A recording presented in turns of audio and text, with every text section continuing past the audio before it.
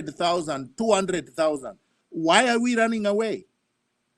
Honestly, let us get a grip of ourselves. I know that a lot of people believe that it's better said than done, but I've seen very brave souls confronting them. Let us confront them. Let us not run away from Sudi's goons or Sakaja's goons, because you have a right to resist. You have a right to self-defense. Somebody cannot come to your home or come to your business and beat you up, and you turn the other cheek. We must tell the regime that turning the other cheek is not an option. People are going to exercise their right to self-defense. I agree with the businesses that said we are going to protect our businesses. They should. They should protect their businesses against looters, but they cannot turn their crude weapons on protesters who are not invading their premises. So, come to the statement that was made by the gentleman calling himself Academia. I agree with them. The more we are, the more impossible it is for anybody to do anything. If people had turned out in their millions, Ruto would be gone by now. And we would not be talking about goons. As long as Ruto knows that he can hire a few goons to harass people and then the majority of Kenyans will stop demonstrating, he will continue using them until 2027. Is it something that we can afford to go through? My respectful submission is that that should not be an option. We should not allow Ruto to basically plow his way through this mess by brute force. I come to a most important point here. Have we achieved anything? I have heard people say we have achieved what we set out to do. That Finance Bill 2024 is not there anymore. That's a big lie. That's a delusional thought. Finance Bill 2024 is not dead. In 2 weeks, it will be law.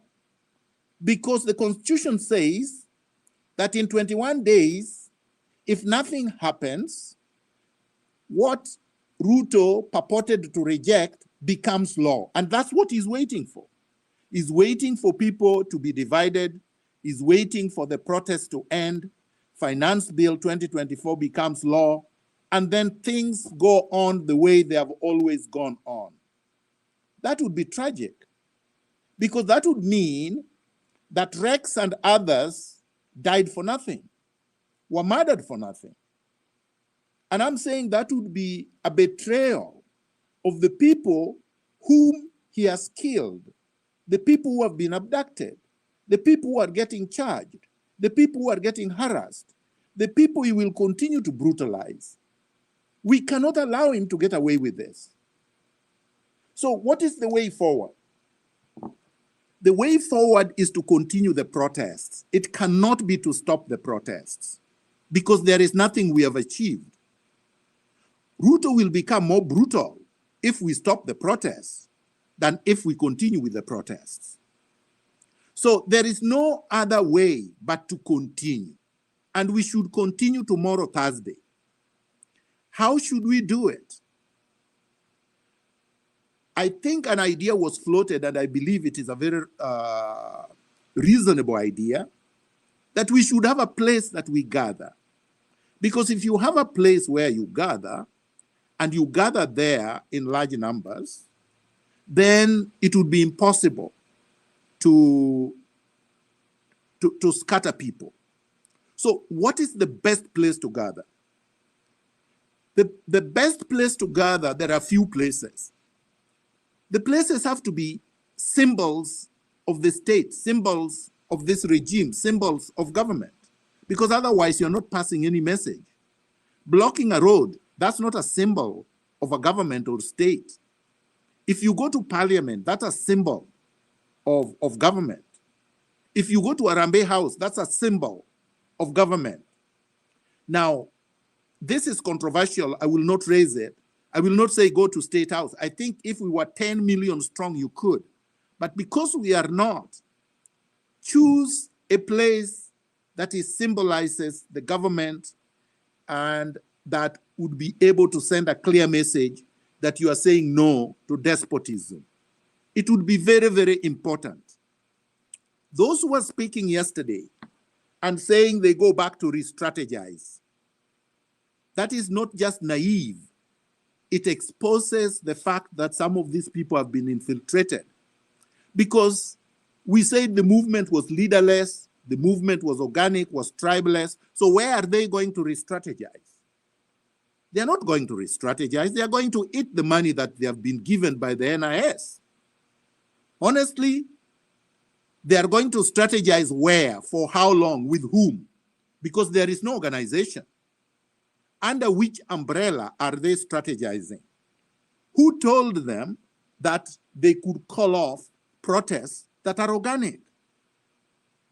So Kenyans who are angry with what is happening should continue to express their anger, should continue to express their disapproval, and should be able to go out there and exercise their rights under Clause 1 of the Constitution by occupying public places and registering their disapproval of how William Ruto has mismanaged the country. Just as we were hearing people talking about re-strategizing, I heard today that Murkomen has been arrested in Dubai with 200 million cash, and that Ruto had to call for him to be released. Murkomen is my friend, but what the hell is somebody doing with 200 million cash? Where did he get it from? He said that Ruto produced some list, or SRC produced a list of so-called earnings of public officers, starting with the president going down. And you could tell from that list that the salaries that are announced, even the so-called increments that are purportedly recommended, would never give anybody 200 million cash, would never support anybody buying a watch worth 30 million, which Ruto wears, 10 of them. He changes them every day. Remember, in Latin America, a president was arrested just recently for her gold watches. Here you have a president who is borrowing trillions and taking jet of 200 million and wearing watches worth 30 million and shoes worth 2 million each. And nobody seems to be bothered. And his salary is supposed to be 1.5 million per month. It's not possible unless you're a thief. And we know that Ruto is a thief. And we know that Rigiji is a thief. And we know that most of the people working for him are thieves. Let's call it what it is. These people are looters.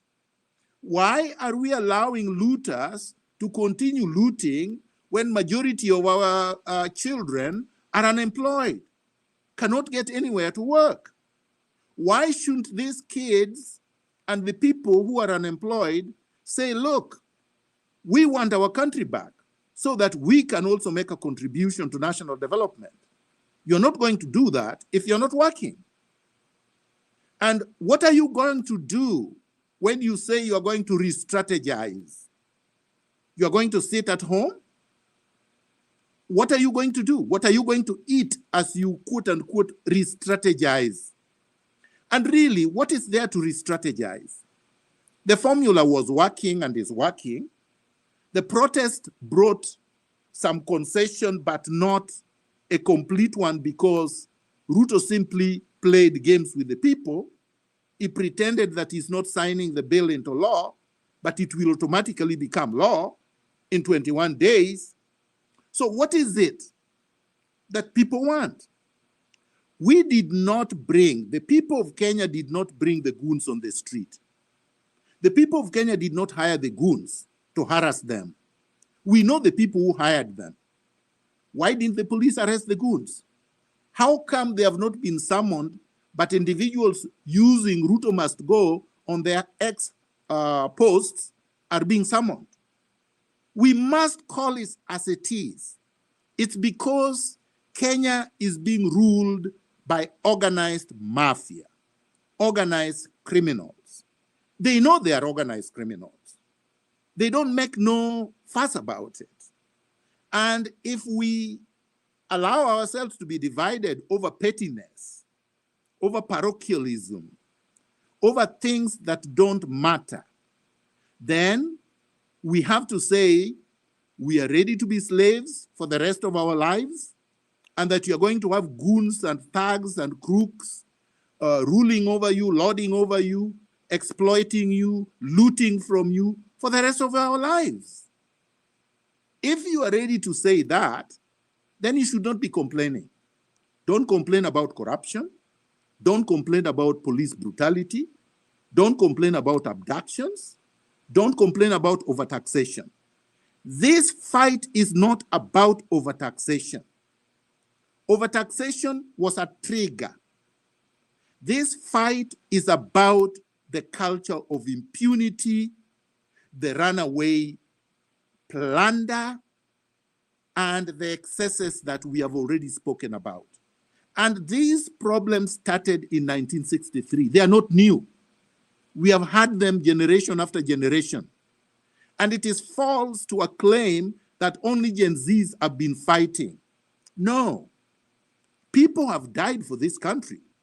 As I said last week, Pio Pinto was the first known public figure that was assassinated in 1964.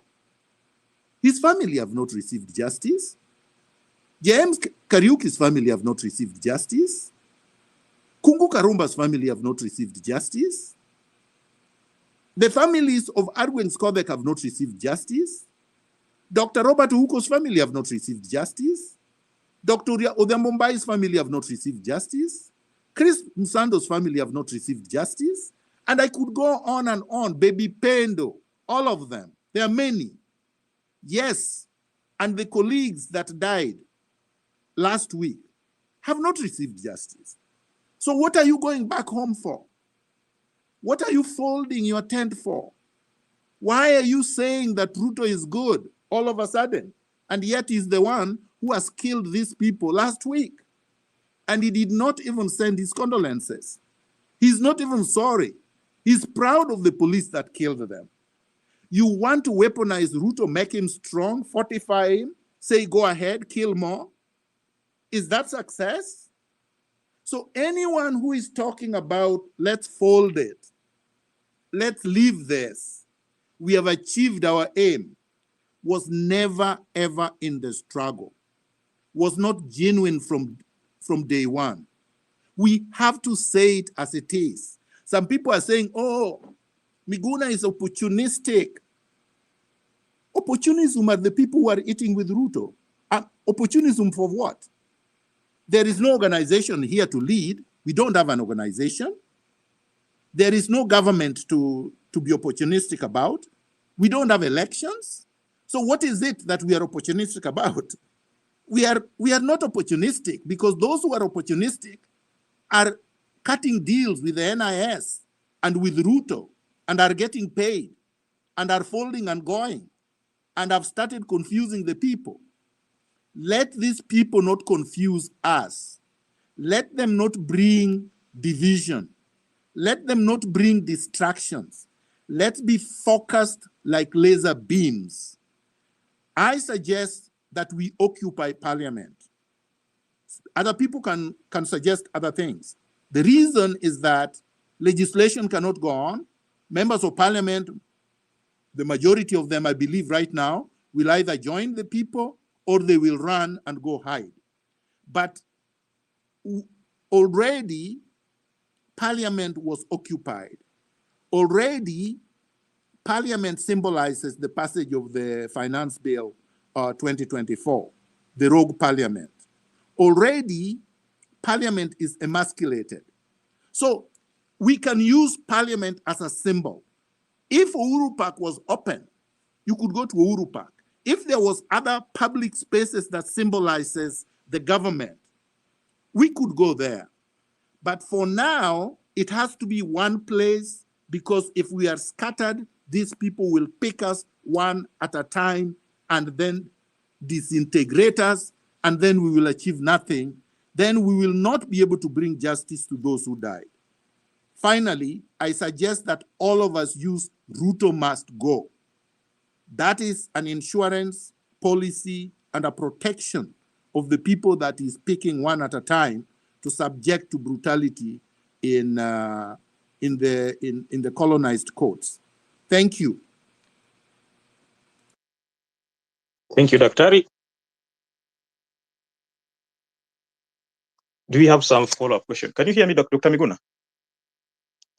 I can hear you. I can hear you. We can hear you very well. Go ahead, Wodapala. Okay, yeah, I wanted another co-host. That's good. We have a new co-host. Now, all I wanted to ask, can the Law Society help us in case of the people who are getting abducted? Because that's another thing that is killing the momentum. What can the legal minds that we have in Kenya help us in this case? My friend Wodapala, the Law Society has gone over and done wonderfully. So they are already helping. They're doing more than helping. They're doing this pro bono. They are representing all the people who have been arrested. And the Law Society president has been more than revolutionary. She's attended courts. She's attended police stations. She's always there. She's taking calls. So we are getting 100% cooperation from the Law Society.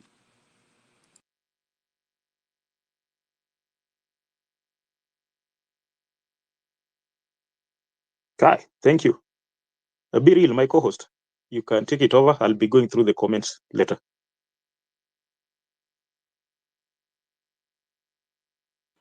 Thank you so much, Wodapala. Thank you so much, Daktari, for coming again as our guest. Thank you, Hilary, for hosting the space. First of all, I want to appreciate everyone that is in the space today. And we have one disclaimer that was trying to be paraded, that Miguna is the leader of the Gen Zs. Miguna is offering guidance and senior counsel advice. So to anyone that is joining this space, Miguna is not the leader of the Gen Zs. Take that narrative elsewhere, because you came with the narrative of the tribal, it never worked. You came with the narrative of the churches, it never worked. You looked for the sponsors, it never worked. You looked for separation and division, it never worked. Now you've taken a few of the people that had the many followers trying to compromise them to kill the momentum. That is also not going to work. So if you want a narrative that there's any political affiliation, it's also not there. So as you're in this space, our guest is only here to give guidance and clarification of the senior counsel in terms of law and the constitutional right. So I'll share the speakers to people who will raise their hands, and we'll give 100 if we can hear you. And you ask questions related to the discussion and any question in relation to the same. If you have another question outside the topic, we're going to switch off the mic from you, not because you don't want you to speak, but because you're out of topic. So I will give the people on the speaker panel at least 3 minutes each. Just raise your hand. We are going to be very generous with the speakers so that you can get guidance. And the spirit of fear is what is being inflicted, because the KDF never worked. And now the goons is coming on board. And the goons are already complaining that they are not being paid. They worked and they were never paid. So if you see things are working towards the goal, then know that the eye is on the prize. So aim at the prize, forget about the narrations that are being spread across. And in Kiswahili, they say wanatapaka to find a reason for everything. But the reason is the poor governance. The reason is the poor leadership. Marge, welcome. The reason is we want change. And that change cannot come from somebody who is already very much compromised. So let's keep our eyes on the prize. It's not a very soft road. It's a very dark road. It's very thick. It's steepy, and we have to walk through it. So I'll give you Tabi, and let's be positive. Let's be 3 minutes each, and let's focus on the topic. Kindly. Thank you very much. What I wanted to add is that we cannot allow intruders to take over what you have started. Whatever that you started was a good thing. Therefore, we cannot allow intruders, that is the goons, to come and take over the journey that we started. So to me, I think what we can do right now is to try as much as possible to defame Ruto, because he has portrayed himself as an African leader. So if we try and defame him, like carry out a narrative that Ruto is bloodthirsty, Ruto is murdering our kids, Ruto is the goon leader, paint that everywhere on the streets, on everything that you have on social media. Let us paint him as that way, because that is who he is. So I think that is, and then after painting him, I think he's going to retreat back and say this is now spoiling the name of, of his name, because he wants to portray himself as, the person who championed for peace, who championed for this and that. So if we paint him as a bloodthirsty, the killer, the leader of goons, he's going to retreat back and, find other means, but not use goons. Thank you. Thank you, Tabi. Naman. Thank you very much, everyone. First of all, mad respect to those patriots that have fallen in this cause, and we stay to soldier on. Now, government of Ruto will come up with many tactics. Hiring goons is just one of them. They will try to bribe, they will try to threaten, they will try to kill, they will try all manner of things. We are dealing with a government that is, we're dealing with a government of cowards. It is very clear that Ruto is scared to the core, and we cannot afford to let this drop by any means that he is trying to infiltrate. I want to reiterate a point that Dr. Miguna, thank you, that Dr. Miguna said, that our numbers, our success is in our numbers. If we come out in numbers and we do citizen arrest for these goons, this thing will succeed. One thing that has been done in the past, that we have been able to profile even police officers that have shot and killed people. So we can do the same thing with these goons. They are not from Tanzania or Burundi. They are from the same estates we live in. We can profile them and find them and put them in the limelight, outside arresting them. Let's get the cameras on. We should arrest them and deliver them to the police. Of course, I know the police is abating this so that there can be division. And of course, we've seen the division coming in, people saying, oh, businesses are being destroyed, and then this is not working, it has been infiltrated. We are not going to be distracted. But teams should make sure that we take pictures of these people, we get who they are, and we deal with them. And once they know that, because they know we outnumber them, we will stop them. But we know Ruto is not going to stop at hiring goons. Is going to come up with tactics. They're busy every day crafting, because they are crafting means, because they know they have been cornered. Thank you. Okay, Biril, you can also accept new members. I'm trying to accept some of them. I am sure there's a problem on my side. And then open your inbox so that we can have our side communication. Thank you very much. We'll go with the Prof and then Masika. If you have a question, if you have anything relation that you're leaving off, you're also allowed to bring it forth, as Dr. is here with us for 2 hours. Yeah, thank you so much. I hope you can hear me. I'm so glad that Dr. Miguna is here to give guidance, and thank you so much, Hilary, for this. My main concern has been the goons who have really, in a way, demoralized the members. Yesterday, when we were on the same space, people used to say, we need not to go to the field tomorrow. But the question here is, I am very sure this is a tactic that is used by the government to demoralize us. Numbers is going to help us, and when we say we go out, we are going to go out. You have realized that in the other parts of the state, that is Kisumu and the western regions, we've not had even cases of death, unless otherwise for yesterday. But I'm not sure why Nairobi is the case. And we need to really focus and never get demoralized, because much as goons are going to be part of us, yeah, we are going to be members marching, making and defaming Ruto, who we must ensure that goes out of office. But when goons are in between us, who we cannot identify, we cannot tell that the person marching beside me is a goon carrying a knife, but that is not going to be the question. so sorry, and we know we are going to be very, very sorry and remorseful for those people we have lost in the means of trying to fight for the liberation. But I'm very sure that us being strong, us coming together in numbers, us knowing where to be at the right time and exactly what to be to say, being our vocals, being our slogan, Ruto must go, as Dr. Miguna was saying. That should be the thing. That should be the name. Yesterday, DCI released a list of members who they are tracking. But to be surprised, later on, you see that one of those goons, the guy appearing on the left side, first row, is someone who had taken a photo of a selfie with Osoro, who has been very vocal and so proud, making and saying a lot of things that he cannot even say sorry for voting yes. So you realize that these are tactics that the government are put in place, and they will continue consulting.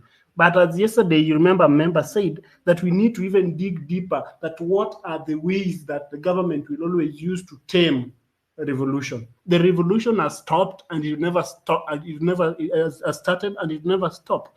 And what we need to keep it to our mind, colleagues, is that this is a thing that we will say has stopped when we have reached the cross line. And I was saying, we need strategies. We are not structured, and that is a very good thing, because we are not going to say, hey, we want to listen to you. What are you saying? We are elites. We are people who have gone to school with degrees, with papers. We are strategists. We can think of what to do. We can pass, like tomorrow we are going into the field. We are going to run into the streets. We are going to shout, Ruto must go, and never relent, because that is where our eyes are set. But one thing is, a time has also come when we also need to specifically narrow down. Ruto must go is the big picture, which at the end of the day we need to achieve. But there are few things that I know members have also mentioned. How do we start? The CSS, we know how the government has been working. We know the ministries, some illegitimate positions that the government has created. So as Dr. Daktari was mentioning, we have very specific places which acts as a sign of the government, the representation of the government, a symbol. If we go there, much as I know, the police that have been deployed in the streets will bother us. If we say we want to meet at a specific point and we come from all corners, you realize that they have blocked all the roads heading there. So at no point are we going to find ourselves at a very specific rendezvous. But I know that the strength that we are going to put on the streets, shouting, making noise, and shouting against the government, then that is going to work out. I want to thank every member for holding still. We have to mourn our members who we have lost, but we are sure that whether we lose them or not, at one point or another, when we are writing the histories of the country, we are sure to say that that was us who did it. We remember, this is my last statement, that in the history of the revolution of the world, most of these countries that were liberated from either punitive governments or any other kind of unwanted government, they were youths. All these elderly people, they gave guidance, but the only people who came into speaking and shouting and their voices were heard were this young generation. So that is us, the millennials and the Gen Zs. I want to say kudos, and we are going until our intentions are met. Thank you for now. Oh, thank you. Now we've not heard the voice of a lady now. Marge, can you jump in? Then followed by Masika. Yes, can you hear me? Yes, I can hear you. Yeah, I joined late just minutes ago, but I want to. Good evening, everyone. Good evening, Dr. I want to caution. I've just had two speakers talk about defamation. Defamation is not legal, not unless you're using it to imply a different context. So when we go out there, we want the government to also behave in a legal way. As far as I know, since yesterday or since we started these spaces, the suggestion that Dr. Miguna has suggested is also within the Constitution, Article 1 of the Constitution. So while we give suggestions, kindly let's stick within the legal, the legal area. So you may describe the president as you want to, but if you're calling on defamation of the president, that's illegal, and that is something, at least in my understanding, we do not want to do, because otherwise we will be doing things that we don't want done to us, and we just want to keep it legal as we continue and express ourselves. It's a constitutional right. That is what I just had when I came 5 minutes ago, and kindly let's proceed in a very sober and legal way. Back to you, Biril.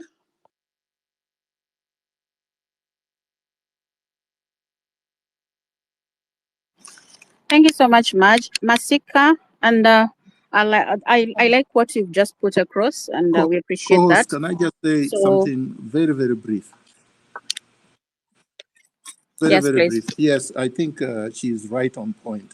Marge is right on point. I think the person misspoke. It's not defamation. Let's deconstruct Ruto. Let's demystify him. Let's expose him. But if you say you are defaming him, then that's defamation is a civil. It's not a criminal offense. It's a civil liability issue where somebody can actually sue you.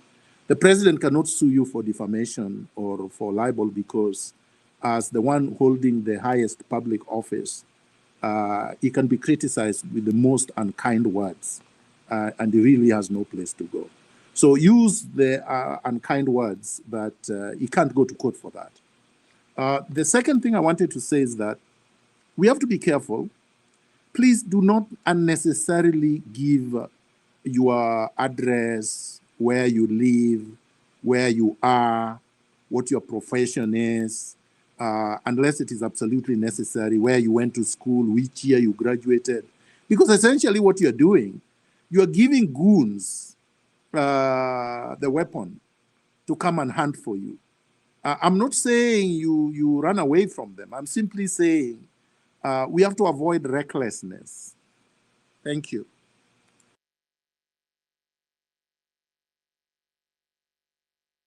Thank you, Dr. Reed. Thank you for that. And all members, you've heard that. As much as you're doing it, do it in the right way, that the law doesn't catch up with anybody in our midst. Masike, and then Kioti, then Yona. So when you take the mic, I'll give you a sign of 100. So just check the screen so that you don't go asking if we can hear you. When you see 100 from any of the panels, just know that you can hear what you're saying. Carry on, Masika, then Yona to take it up. Thank you so much for giving me an opportunity on this space. Mine is going to be very, very brief. Number one, I just want to encourage everybody that let us marshal our numbers. Goons have never succeeded in our democracy, and this is just a coward way. This is just a very, very silly way Ruto is trying to deploy so that we are distracted. Number two, if you follow today's Senate proceedings, these guys are just trying to show us that they are trying to redeem themselves. They are just trying to awaken themselves concerning the crisis that we have in the country. They are not, my friends. They are not. They're just trying to soothe people so that when people retreat, thinking that the parliament is now redeeming itself to work for the people, then they will bite us in a very hard way. So let us not buy into their lies. Let us not buy into their propaganda. So we just need to forge forward. We just need to focus. Number three, I was just suggesting if we can meet at Uhuru Park. The moment we collect the required number, then we march out in the streets. Number four, at least if we can have the PA system, so that the youth, the Gen Zs can also have entertainment during that period, it will be better. Thank you so much. Thank you, Masika. So you can drop from the mic and then Yona to take it so that you can add other speakers. It's 3 minutes each so that everyone can get a chance to speak. And also, Daktari is waiting for your questions. Anything that you want to be addressed in terms of where you're not understanding. But there was a clause that we covered extensively. That is that was the first day we were here. So if you ask any question in relation to that, we'll share it on the comment section. But any other question, you're allowed to ask. Carry on, Yona, then we'll go to QOT.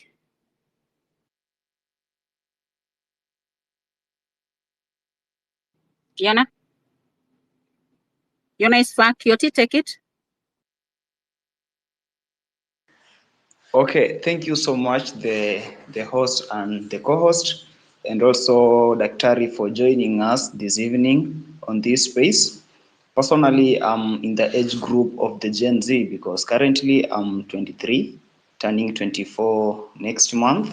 And so I'm so proud that this revolution has come at a time when I'm in my mid-20s. So I'm one of those guys who are really passionate about what is going on as far as redemption of our country is concerned. And of course, I've been on the streets every now and then, and also I've been online. So I'm trying to fight both on the street and both on online. And of course, whatever happened yesterday, as I said, it was uncalled for because the police officers who are supposed to give security to the peaceful protesters were firing the tear gas and the round wounds to the protesters, while the goons who are now trying to break into other businesses, they were being watched. So that one is clear that the state or the government was behind whatever happened yesterday and whatever happened in previous demonstrations as far as goonship and breaking into people's businesses is concerned. And now my point is, from now henceforth, at times we'll be on the streets and at times we'll not be on the streets. So my fellow Gen Zs and millennial and any other person who is interested in taking part to the redemption of this country, never get tired. Because when we speak something on social media and we are giving it 100% backup, that one is strong enough to send a message to those people who are in the government that are doing absolutely nothing. So let us use every available means, online and on the ground. When we go on the ground, let us even shut our social medias down so that we are now on the ground, we are giving it 100%. Then the people who are in abroad and the likes of Marge, and you can now help us on social media. Of course, we can even structure our revolution. I don't mean that we have the leaders, but we can have some people who can volunteer themselves so that they can be streaming live each and everything that is happening on the ground. They share photos, they share pictures, they share the videos and the clips.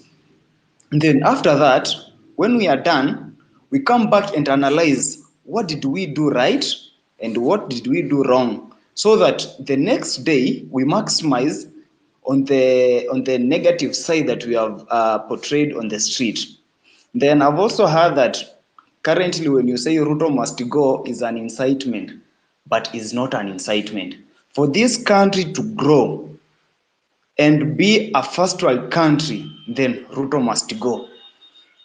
For the judiciary of this country to work independently, Ruto must go. For us youth to get employed in the government and outside the country, and outside the government, then Ruto must go. For us to get good public means on the roads, it's honestly that Ruto and the entire regime, they must go. because we've given them time. It's now almost 2.5 years that they have been in the government, and they have done absolutely nothing. Even the projects that they are running currently, like the housing project, that project doesn't belong to Ruto. It belongs to the previous regime, which was being headed by Uhuru Kenyatta. So everything in the country is at a mess because we are having this guy as the head of state. Yet he has had so many cases. I remember back when he was the agriculture minister, everything was so worse because okay, I was young by that time, but we went through that process. We know what everything happened, and now he's the president. Look at his cabinet. Every person is just offside. They don't know what they are doing. They don't know anything that they are supposed to do. Look at the parliament. The parliament is being run by the executive. There is nothing that we have an independent government, executive, I mean judiciary. We don't have an independent legislature. We also don't have an independent the police force. So for this country to thrive and for us to move from the third world country to the first world country, then Ruto must go. Thank you. Thank you, Kioti. Justice or Prof, you can take the mic. And let's stick to 3 minutes. So when I raise my hand up, just know that you've taken more than 3 minutes. Thank you very much, Hilary, for hosting this space. Thank you, Dr. Miguna, for showing up. I just want to respect the lives that have been lost so far. I would like to say that I echo the conversation so far on continuation of the protest and not letting the goons stand on our way.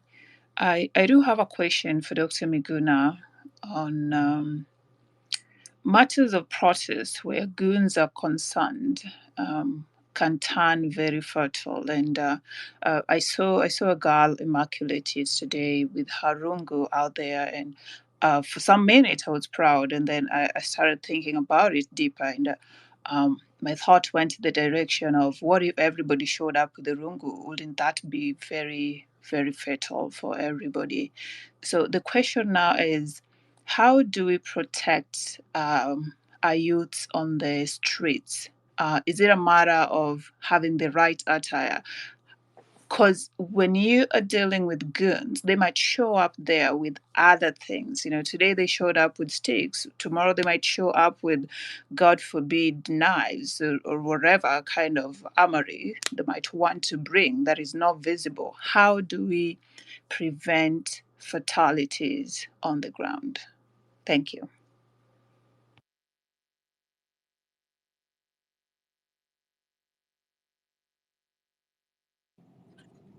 Daktari, would you take it, or we take two more questions, then you answer them at a go?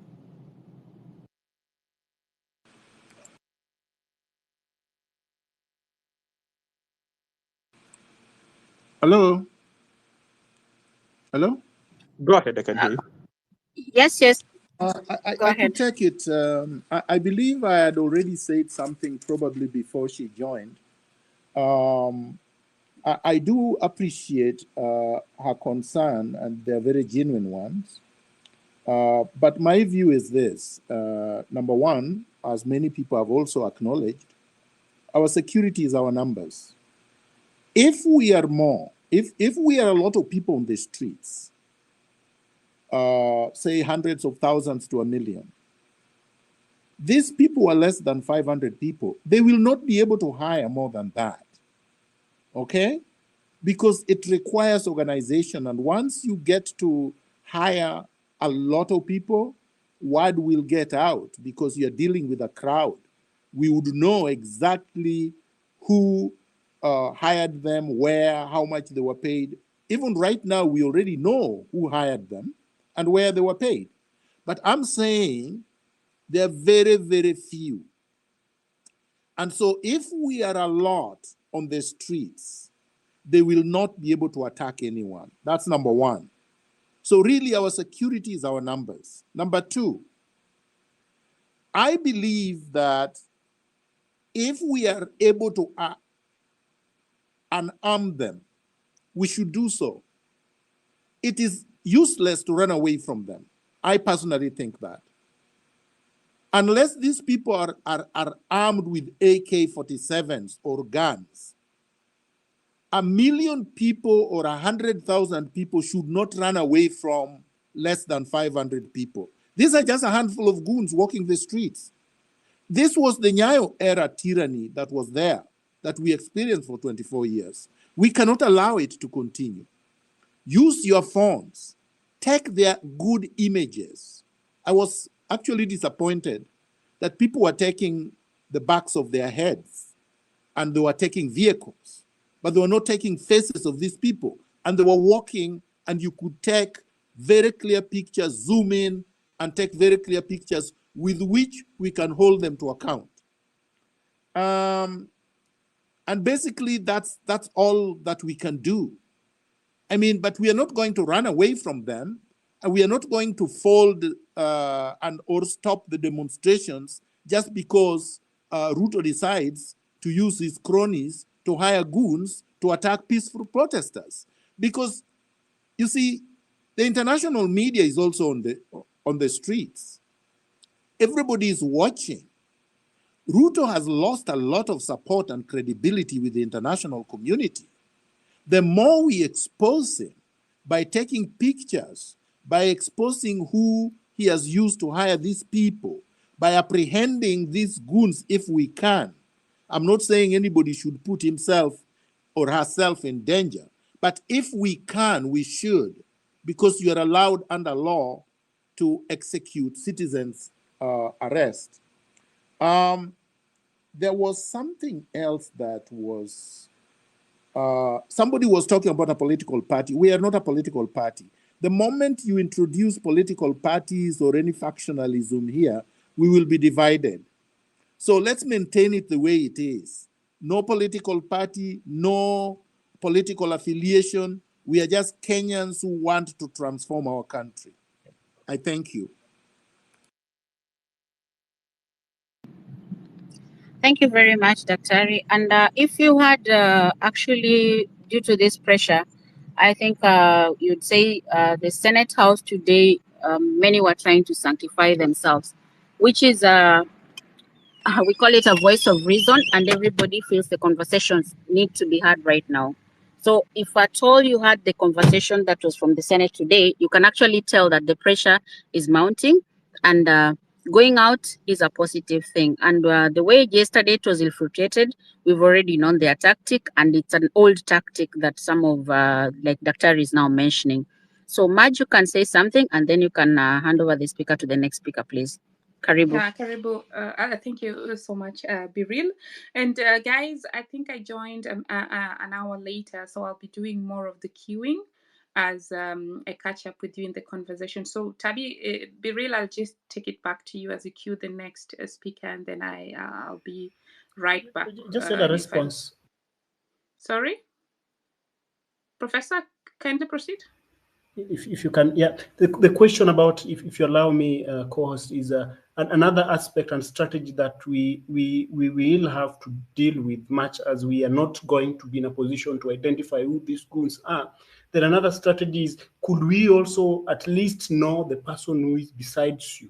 You are marching in a street, we are using the anti-government sounds, but at least do you know the person who is besides you? Later on, I've seen on the occasions where someone maybe died and someone is out, you say, I was with that guy, he was besides me. But it would be good again if I knew exactly who is surrounding me. I'm marching, but around 3 or 4 or 5 people around me. Who are you? Where are you? At least with that, we are going to identify who is, and again, be in a position to give reports of the specific people who we were with in the cocoons, and that is really going to help. At least do not be alone, at least identify yourself with 1 or 2 people, and that is going to really also help us identify who is not supposed to be in us. Thank you. Thank you so much. Trufena, then Professor Fred, kindly Yes, proceed. hello.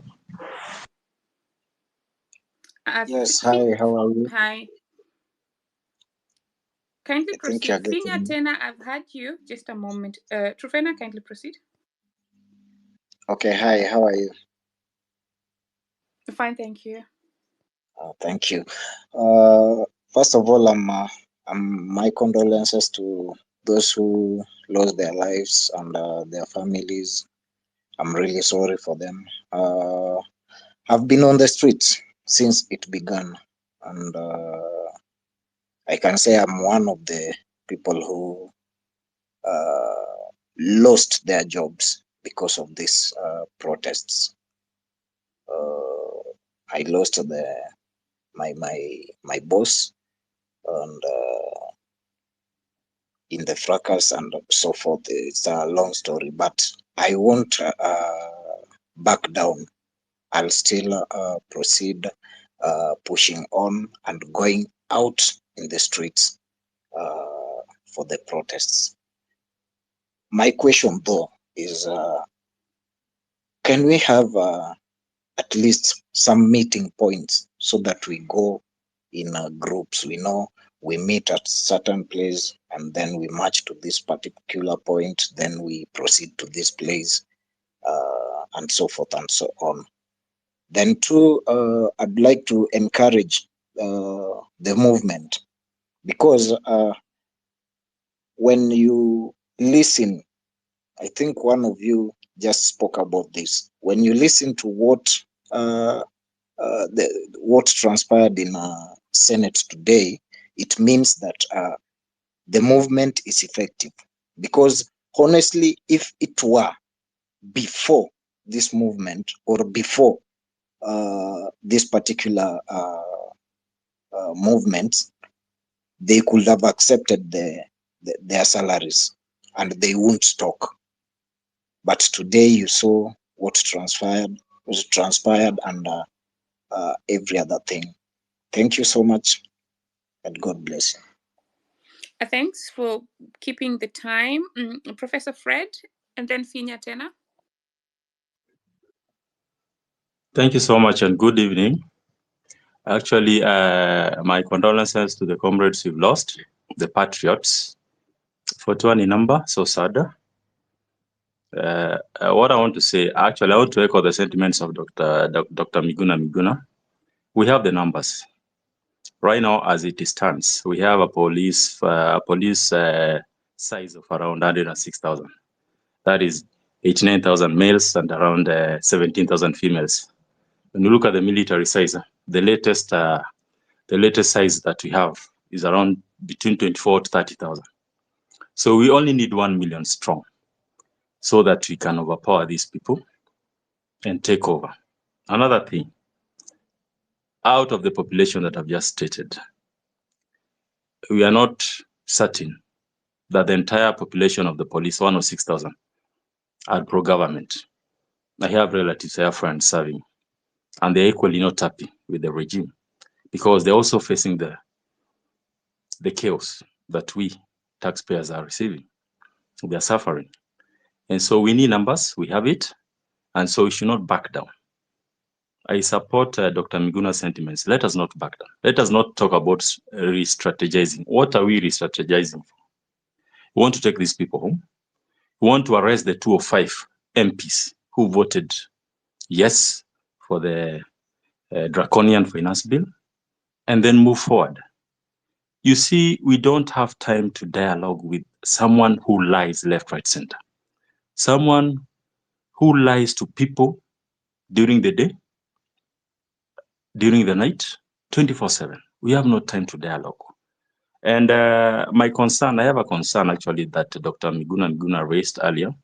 This person is waiting. Dr. Ruto is waiting for the 21 days to elapse. And then this thing becomes law. Let us not wait for that. Let us fight it to the end. Thank you so much. Thanks, Professor. Finya, your comments, please, and then we give the mic to Dr. Terry. Thanks, co-host. I can say that. Do you hear? Can you hear me? Yes. Yes. I'm very grateful for the opportunity given, and foremost, Dr. Miguna, for your encouragement. Because when we started this thing, a certain MP said that these are TikTokers who want to just to make and earn some viewership. But lately, later she came to realize this is not just a TikToker thing movement. These are some people who knows what is going on and what has been going on. So, as most of the speakers have said, that there is no need to back down, because this is a journey that we started. I've been on the street on myself. So when we back down, there will be first. I knew that there will be some tactics, and the one that surprised me most was the army. But this one of goons, I expected it to happen, because we live in our government is a government that I don't know whether it is bad, but it is a government that you can easily predict. So today, when you watch the Senate proceedings, almost everybody in the Senate was becoming a malaika. Until now, you are wondering how Akina Sheriot and was speaking, because even me, I was surprised to someone like Cheregei to say that these people, they are good, they are don't. So they have realized that these guys, these guys, we live with them, we stay with them, they know us, they know our extended families. But they took us for granted for a long time, because that's why they were even intending to pass bills which are not even common mwananchi oriented. So I think when we come the way we are coming, because we are a tribeless, we are partyless, we are leaderless. So many people have been framed that these are the people hosting, or there is a financial behind this group. But I think we have tried our best to make sure that it remains purely for the betterment of the nation. Because when you go back to the history of this country, it started a long time, Mau region time. Then we came to the multi-party. Then we came to now. At least now we have a new constitution. Now we want to defend the new constitution. This thing is good, but it's only that I know. I know so many. You can have a good thing, but some people might not have the right channel of how to maintain it. So me, I can just urge my colleagues. So many things have been said today. Mara, the medics have withdrawn. I think these are just tusiangalia hiyo nini sana, because when we start now checking on those things, we might get distracted along the way. And as many people have said, the within 21 this thing might come to pass, because we know. Then just to conclude, one of the senators said that when we become too obvious, that if you say anything, someone will just say it's a lie, it becomes so hard for you to even bring hope to them. And I can tell you for free, there is nothing hard like defending a lie. When you say something which is very truthful, you can defend it today, tomorrow, and even many years to come. But when it's a lie, we will if I ask you today, you will say this. Then it becomes ask the same thing, you will say another different thing. So it becomes too hard to even to defend a lie. So with this one, I think we need just to soldier on, because we know where we are heading to. That's the key thing. Asante sana. Thank you so much, Finya. Tena, were you able to identify some goons as you were on the ground?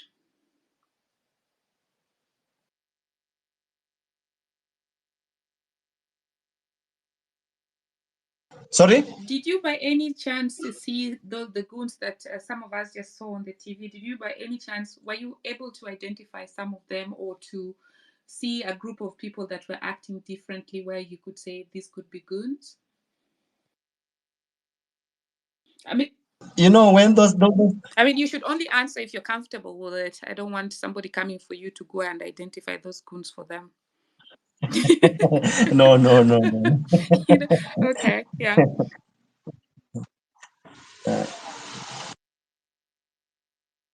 Okay, over to you, Be Real, because so far I could not identify any question for Daktari. Daktari, not unless you want to chime in, we can give Jackson the mic. And so let's take 3 minutes each. And if you have a question for Daktari, he will know, you can go on. You can pose it, and then he's going to answer it. Jackson, over to you. Thank you so much. Thank you so much. How is everyone? We're fine, How thank is you. everyone? We're fine, thank you. All right. Now, I want to be very brief. I want to be very, very brief. One, we don't have even a millisecond to surrender. We are dealing with a very, very rocky person whose back doesn't understand, whose front doesn't understand. And Dr. Miguna knows him better than we have known him, because for us, we are young millennials. We might have not known him since 1992 when we were born. So when you hear him talking the way he's talking, he has a pure history of the kind of a person we are dealing with. We've lost so many people in the ICC case and several other cases that are very dubious, and people are disappearing. This was begun, and at one point when he said that there is no surrender, you remember that during electioneering period, that is where we are.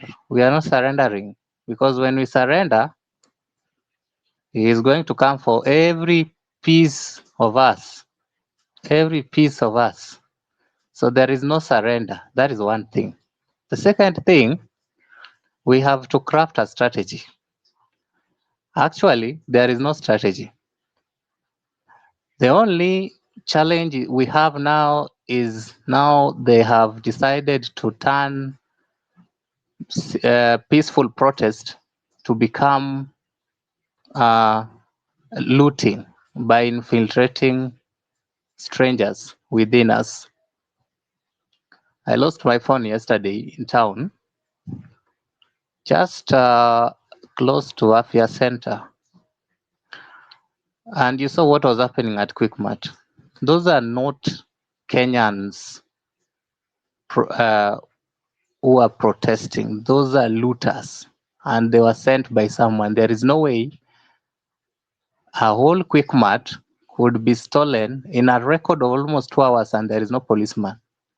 So we have to appreciate the fact that there are people who have been sent in the midst of good protesters who have visions, and they are with us here. So we have to, maybe we'll have to consult our seniors like Dr. Miguna to give us a new trajectory on how to deal with such kind of challenges. The third thing, as we said earlier, that we need to deal with one thing at a go. And even if it means punching our footsteps close to the offices or the parastatals that are concerned, we need to face one thing at a go and ensure we put it down. We started with finance bill. We will be going to IBC. We are going to Ministry of Health, Medic. We will be in the Ministry of Agriculture. Linturi has just to go. There is no any other option left. And so many fake ministers we have, and very incompetent minister. The third thing, there are parastatals and authorities that are not making sense. And that is why we have bloated wages, bloated bloated system. Those parastatals also we need to put in the list of the 14 agendas that we are working on. That said, let me appreciate Dr. Miguna for coming over. People will say what they have to say about him. but he is here to ensure that whatever that they have fought for a long time has to come for fruition through this generation. So we have no space to live, colleagues. We have no space to live. We just have to move forward. We have to come out as many as possible, and we have to ensure that we deal with goons and looters who are becoming part of us squarely and sacrificiously, and ensure that all the 14 agendas that we had from time go are well addressed, and they are well taken care of. Thank you so much. Thank you so much. Thanks, Jackton. Biril, before you proceed, I just wanted to underline something a point that you put through. That the looting that went on at the supermarket, the police response was very slow. So this is a matter that needs to be investigated because it's suspicious. Another thing that's very suspicious also, during the Occupy Parliament process, the police knew this, the protesters said they would do this, but still, it's like they didn't take enough precaution. So they're leaving a lot of room for interpretation. So the question here is, are they doing it intentionally so that they can portray to run a narrative that they want to run? Because honestly, looting cannot go on for hours without police intervening, or parliament being occupied and the police are really overpowered. So they needed to put in more people. Over to you, Biril. Actually, Maj, from the videos that went on yesterday, from the people that were actually on the ground, you'd see a reaction from a cop to the protesters. But when the shops are being looted, there's actually one video that was captured. I'll try to find it. That actually the cops are looking at this guy and having a talk with a person that is actually looting a shop. They were like actually doing nothing if you watch those clips. So their problem was with the protesters, but not the looters. And that's why it raised a lot of concern. And then late in the evening, there's a clip on Cyprian Nyakundi's page that was showing actually when they were being paid in the evening at around about 8 o'clock. It was well captured. So it was a calculated move so that if you look at the approach that they're trying to do is now for the business people to complain about the peaceful protesters, that their businesses are being destroyed. Yet somebody employed these people to come and destroy, to bring a distraction and a diversion of attention. That was what I noticed from the clips that went on yesterday. So we'll carry on, but we're coming out with we'll try to advise the people that are going out there on either dress code and meeting on a centralized point, not meeting on different kind of locations. Lukisha, you'll go, and then Ken Query, then Sumbaro. Dr. Jackton, I'll allow me to drop you from the mic so that you can add more. And then let's stick to 3 minutes. And we would appreciate questions and people that were actually on the ground to be on the speakers panel. And if you're on the ground and you have something pressing, kindly join the speakers panel. We're trying to add as much as possible from the people on the ground. Lukish. Okay, Lekishon is my name.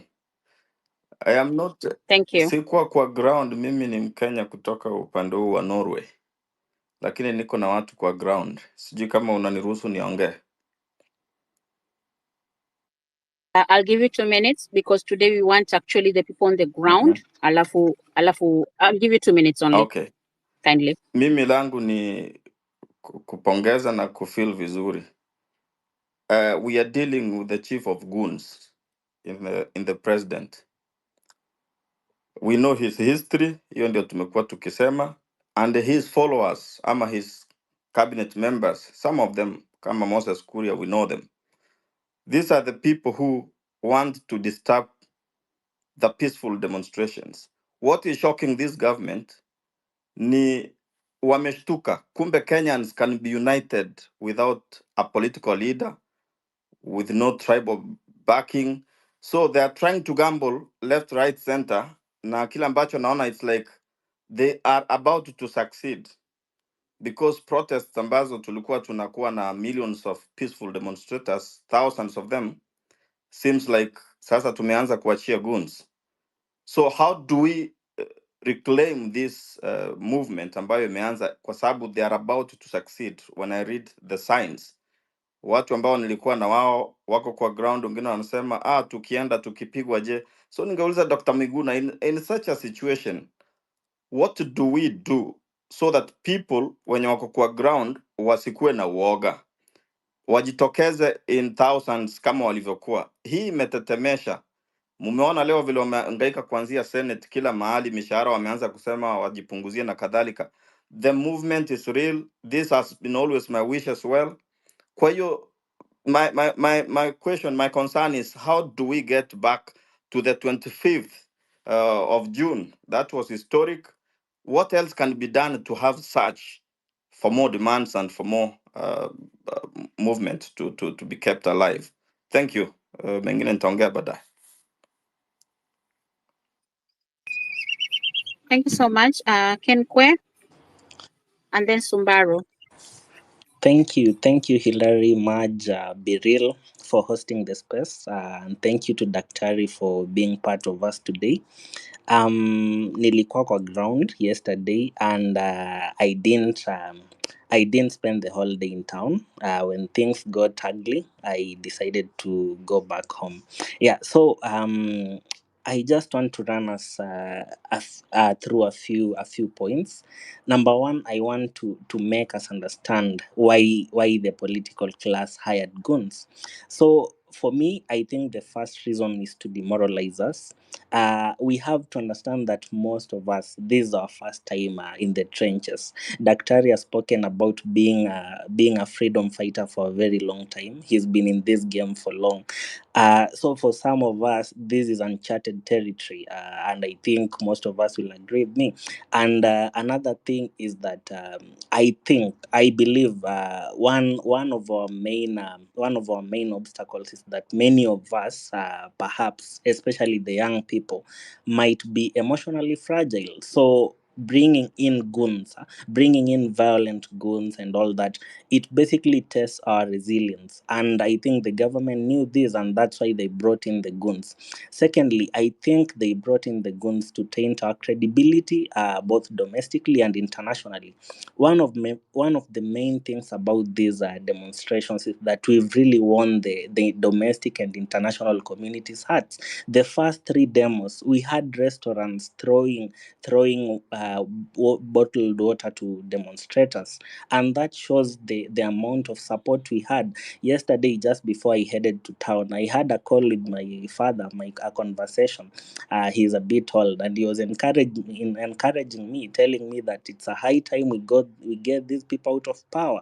And so we had won so many hearts. And the moment you introduce goons and they bring violence and chaos, you taint our image, and we lose that support. And another reason why I think the government brought in goons was to try and turn us against each other.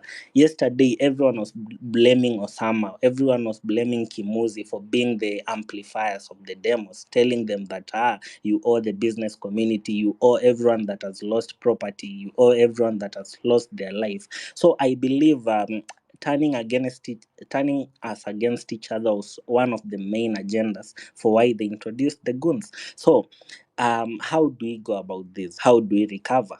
I believe that we need to first change or work on our wording. I'm not a marketing expert, but I believe many marketing experts will agree with me that yes, I believe that many marketing experts will agree with me that in as much as we are saying Ruto must go, why do we want him to go?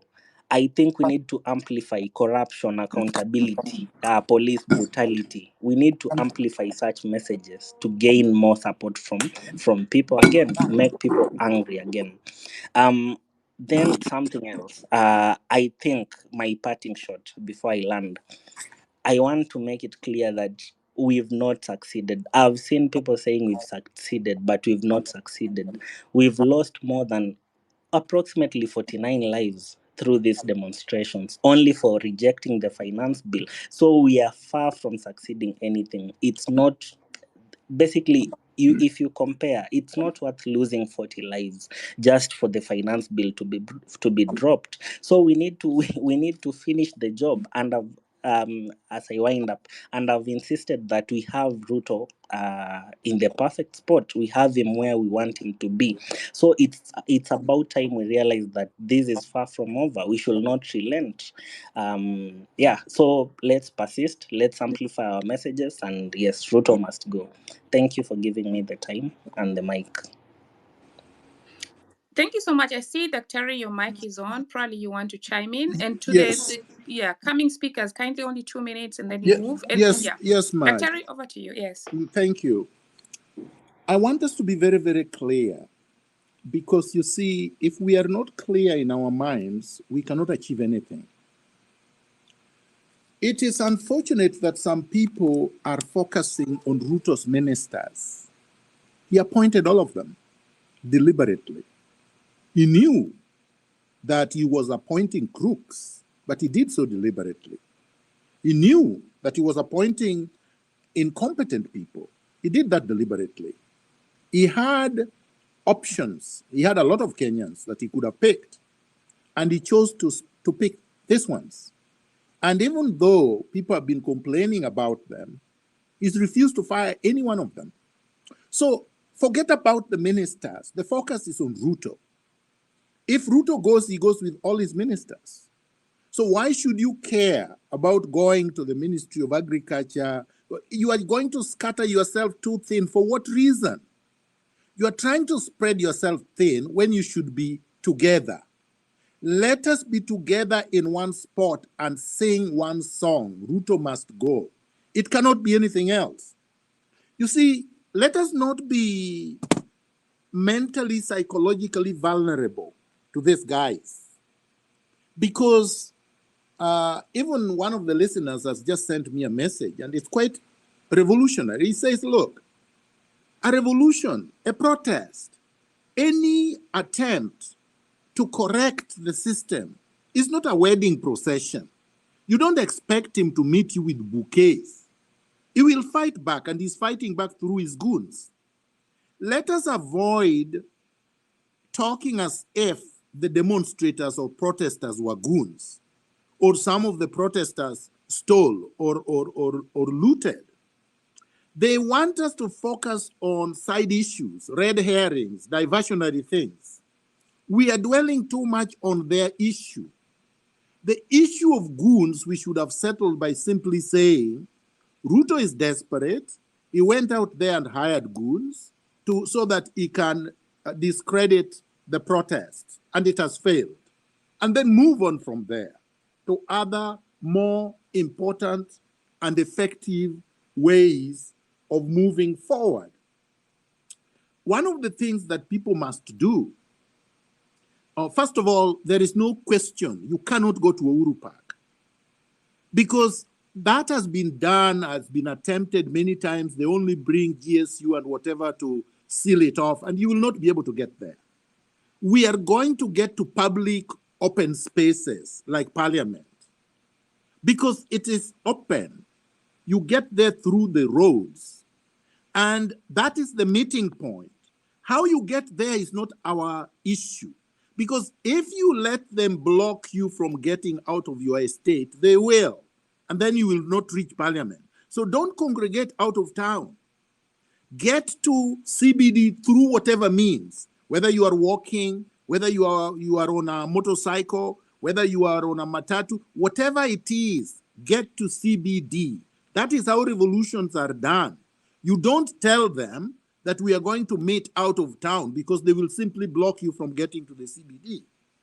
The important thing about the CBD, apart from the symbolic importance, is that you grind everything to a halt. Let them not tell you about the stock exchange. Let them not tell you about our businesses are not running. Let the businesses not run, so that they can understand that this is a serious thing.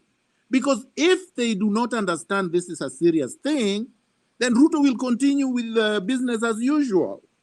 So let's not be distracted. Finally, let people stream this thing. If you are downtown and you are a multitude of people, stream it live.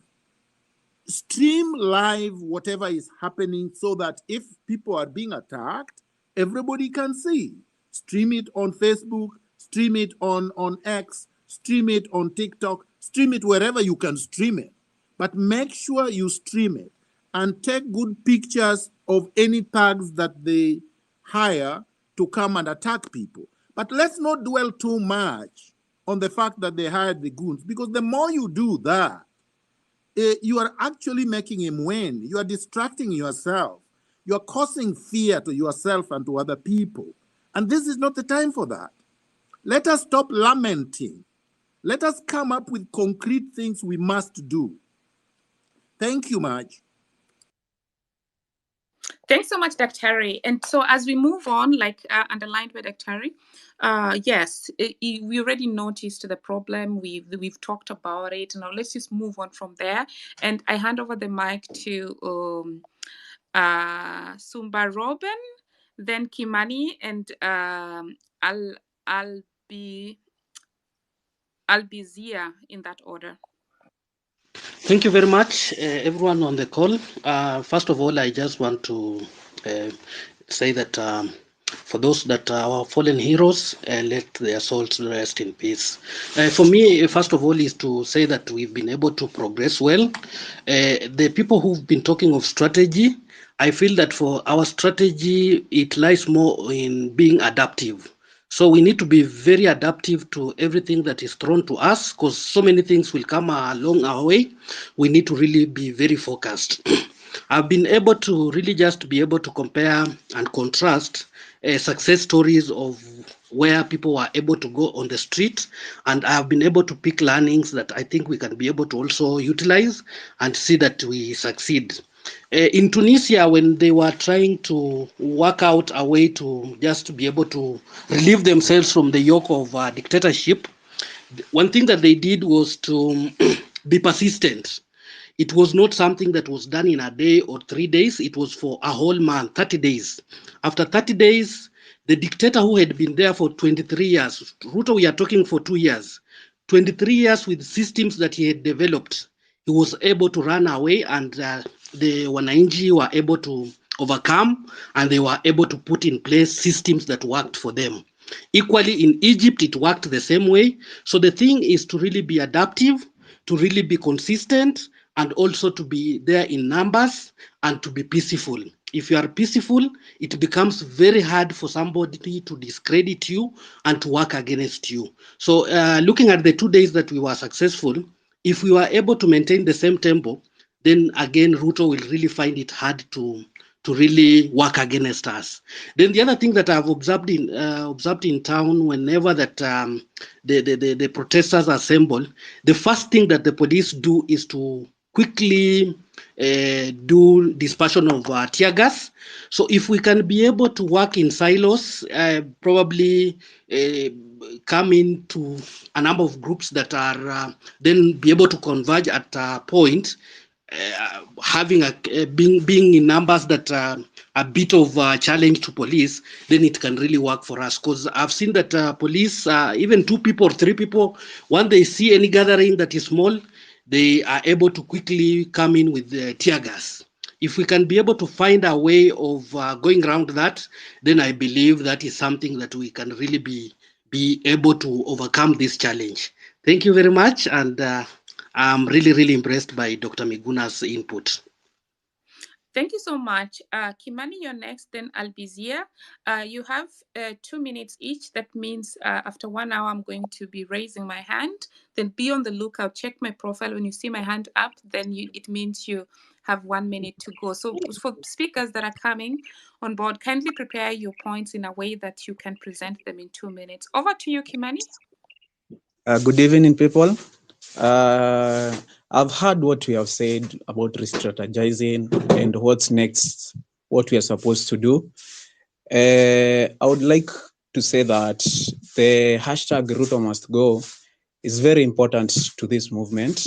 And I would like to advise you guys that instead of just saying that Ruto must go, we need to fight for the reconstitution of the IEBC, because there is no way that we can say Ruto must go, and when it comes to that, to the actions in which we need to take in order to achieve the goal, there are no tools in which we can use in order to achieve our goals.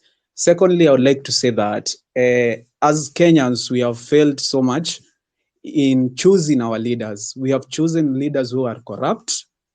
I myself, we have chosen people who do not have empathy. We have seen the reactions of Mr. President when he has been asked about the people who have been killed. We have seen his responses.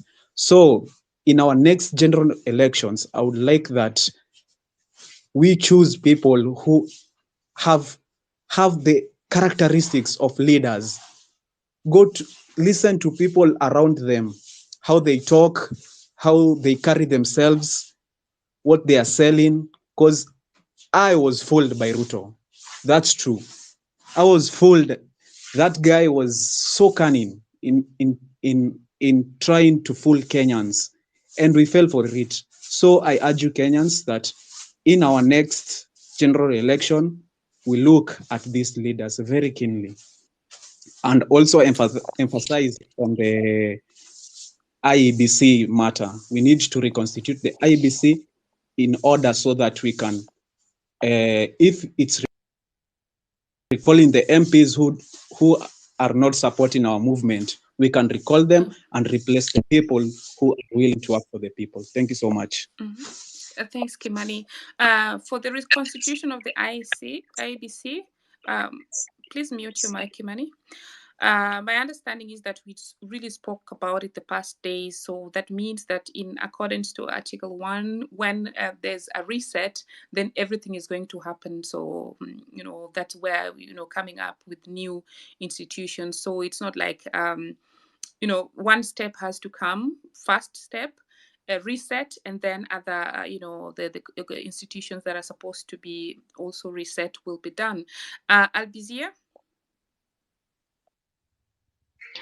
Can you give somebody, please? I'm doing something. I'll talk later, please. Bet, please. First of all, let me say that we should keep our eyes on the ball. And the ball here is the clarion call that Ruto must go. This is what we should focus on. The other issues of IBC and the rest, the goons, should not come in. And the secret will be on our numbers. We must turn out in large numbers so that we can overwhelm the goons that have been hired. Revolution cannot be attained if we are divided, if we lose focus, and if we allow the kind of conversations that we saw in the Senate today, trying to divide us and trying to look like they are changing. They will not change.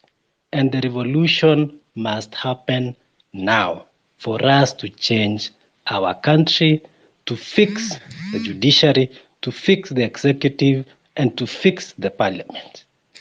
That will happen after the revolution has been achieved. Thank you. Thanks so much, Bet. Let's proceed to Weston. Thank you so much, Marge. First, my commiseration to the fallen patriots. It's unfortunate that it had to come to this when people rise up to fight for justice, for equality, for equity, for economic emancipation. They are not setting themselves up to be turned into martyrs. So it's terribly unfortunate. And any state that does that effectively loses legitimacy to govern. After having said that, I wish to remind my fellow compatriots that the question of infiltration of protest by shadowy characters, suddenly the the word goon has found pride of place in our political lexicon. It's not something new. Everyone. Yes? You can hear me? Hello? Yes, we can hear you. Okay. Right. Hello? Okay, fine. Somebody.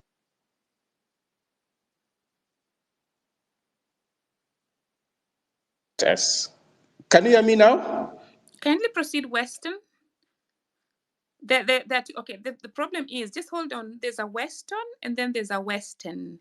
So Western Shilaho, please proceed. And Western Murai, wait a moment. So Western Shinyalo, kindly proceed. I can't hear Oh, anybody. thank you. What is going on? Now, can you hear me now? Just hold on. Hello? Just hold on. Hello? Dr. we can hear you.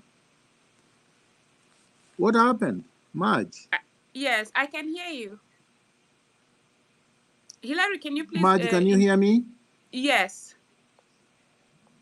I really can't hear anybody. Dr. can you hear me? No, he cannot hear anyone. Hillary, can you text him Can you hear me? to log out and come back? Okay. Let's do that. Let Hillary handle that as we proceed. Weston, kindly proceed. Okay, thank you. Thank you so much for that clarification. Well, I was saying that it's unfortunate that lives have had to be lost because in the exercise of a people's inalienable constitutional rights, no life should Hello, be Marge? lost. I cannot hear you. I cannot hear anybody. We cannot hear you. We can hear you. Hillary is texting you, contacting you so that you can log out and come back again. Let me text Hillary that. Okay. Weston, please proceed. Thank you so much. Well, be as it may, I think this is an indictment on our democracy. Lives should not be senselessly lost in a democracy. In a democracy, we should be able to resolve our political and economic contradictions civilly through set out institutions. We are not doing it now. Why? Because of institutional impunity, by the state. And that's why we are where we are. And we're saying we have to relentlessly fight and push back against this seemingly impregnable culture of lawlessness and impunity. Having said that, I wish also to draw my fellow compatriots to the fact that any given struggle, any war is also psychological. The people that we are ranged against will stop at nothing to invoke all sorts of tactics and stratagems to deflate this mass movement. And one of which is where you see people beginning to cast doubts on themselves. Are they doing the right thing? Are they not doing the right thing? That's psychological. We must be aware of that. I don't know whether Dr. Miguna is listening to me. I've got two quick questions for him. Is he listening? We're trying to sort out his issues. Of late, when people are listening, the spaces are tampered with, unfortunately. But do post your questions. He's going to work on his connection and then come back. Do pose your questions. We are taking those questions. We're writing them down. You have 1 minute to land, please. Okay, thank you. Sorry, Marge. Let's remove him from the speaker, then we invite him back. I think Hillary cannot hear us either. Okay, let's do that. Weston, please proceed with your questions. Okay, good. I would like Dr. Miguna to weigh in, and any other person in the forum on the question of class versus ethno-regional politics. The latter has held us back, which I consider to be extremely retrogressive, because it has denied us an opportunity to caucus and have a conversation on cross-cutting social, political, and economic considerations. And I look at the kind of challenge we are bedeviled with currently, which is not new, as the rest of the Kenyans, who constitute the majority, raged against a tiny clique of the ruling class that has commandeered the state and appropriated the associated benefits and consigned everybody else to the margins of the mainstream economy. So I'm asking, there's this tendency to draw parallels between ethno-regional politics and class politics, which evokes fear among some Kenyans in equal measure. And I don't think that is correct in my reading, because our contradictions can only be addressed when we caucus coalesce along ethnic, religious, gender, regional lines and address the things we're doing now. Weston, may I kindly route you back to the topic? I mean, the topic you're discussing is very, very important, but let's really stick to the topic of the day. So take 30 seconds to pose your question relating to this topic to Miguna, and then we go to the next. One second, kindly. Could you ask?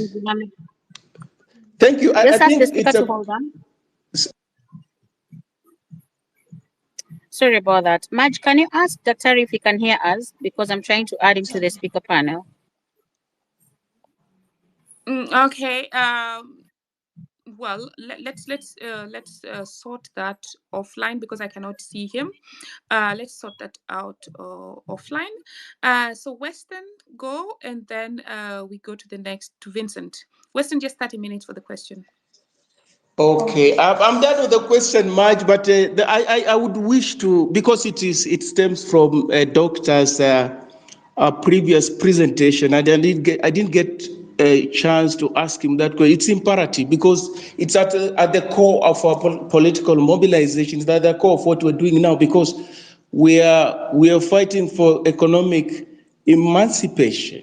We're fighting for better livelihoods. So I don't think it's an outlier question as such. In any case, Dr. Miguna addressed it last time. Thank you. Vincent, over to you. Hi, thank you for letting me speak. I've been on so many calls the last few days. My wife is Kenyan. We're going to grow our family up in Kenya.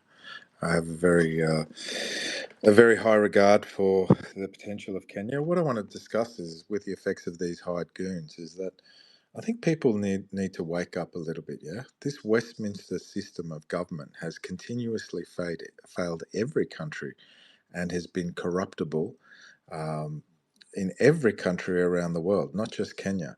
I mean, Kenya, the corruption is seen quite clearly, probably more than other places. But believe you me, Western societies are crumbling at the moment, and they are suffering the same issues with goons, as you so called them, set up by three-letter agencies that are all over the world. Australia, the US, everywhere I've lived all over the world.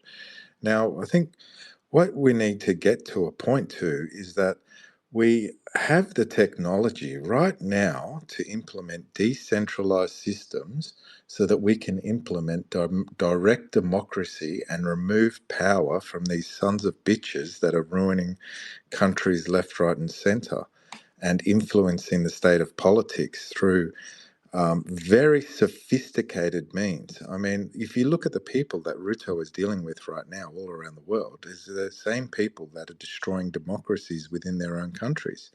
Now, they use these three-letter agencies to be doing the work that they do to influence basically political motivation. Now, if you implement decentralized power in terms of putting major decisions directly without the use of continuous representatives who you never really know, and eventually, because of the Westminster system, they become corrupted. This system needs to stop. Kenya has the demographic, this young population which gets blockchain, which gets decentralized systems to be able to facilitate this. They have the knowledge, they have the smarts. This is what we need to be doing to, usurp the power of these goons. So, and to hold people accountable. We are holding spaces every few days to build the first system off the cab, off the rank, which is a voting system, which will be incorruptible. because it will be transparent on the blockchain and open source. If anybody wants to join that discussion, but I think that everybody needs to think about a new form of government, because this form of government is failing the world. It's not just Kenya.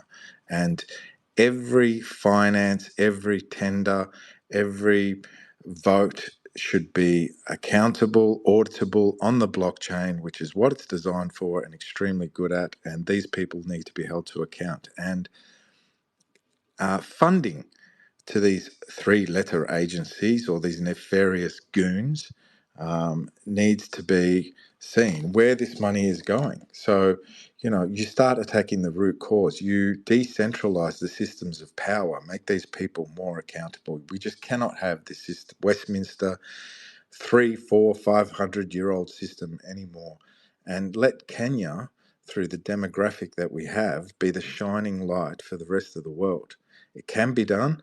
We're doing it. We're socializing what we're doing. We're actually building it. This voting system will be out in 2 weeks by the 17th of July.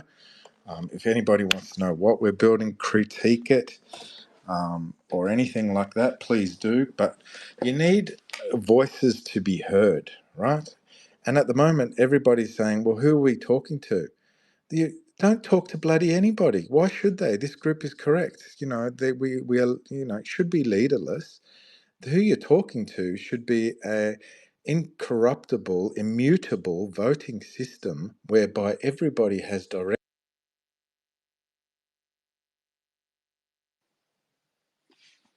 Biril, can you hear Vincent? I cannot hear him.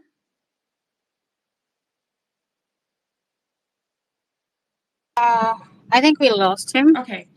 Oh, I'm told that yeah. Terry is back, and I'm told Manura is also on. Can you see Terry on the panel, because I cannot see him? Welcome, Terry. If you can hear me, please say something.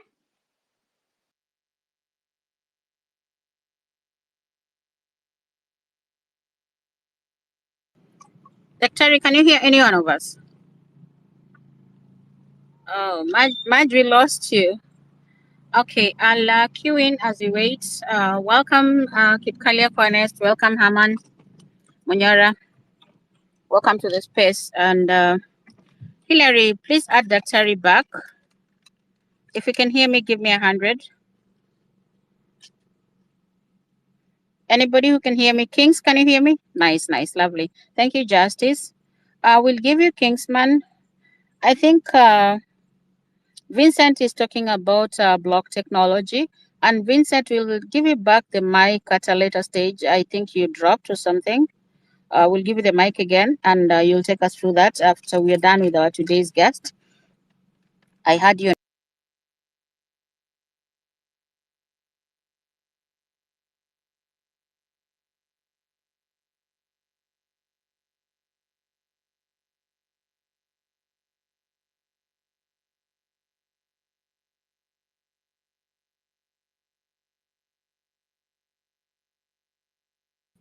Can you hear me?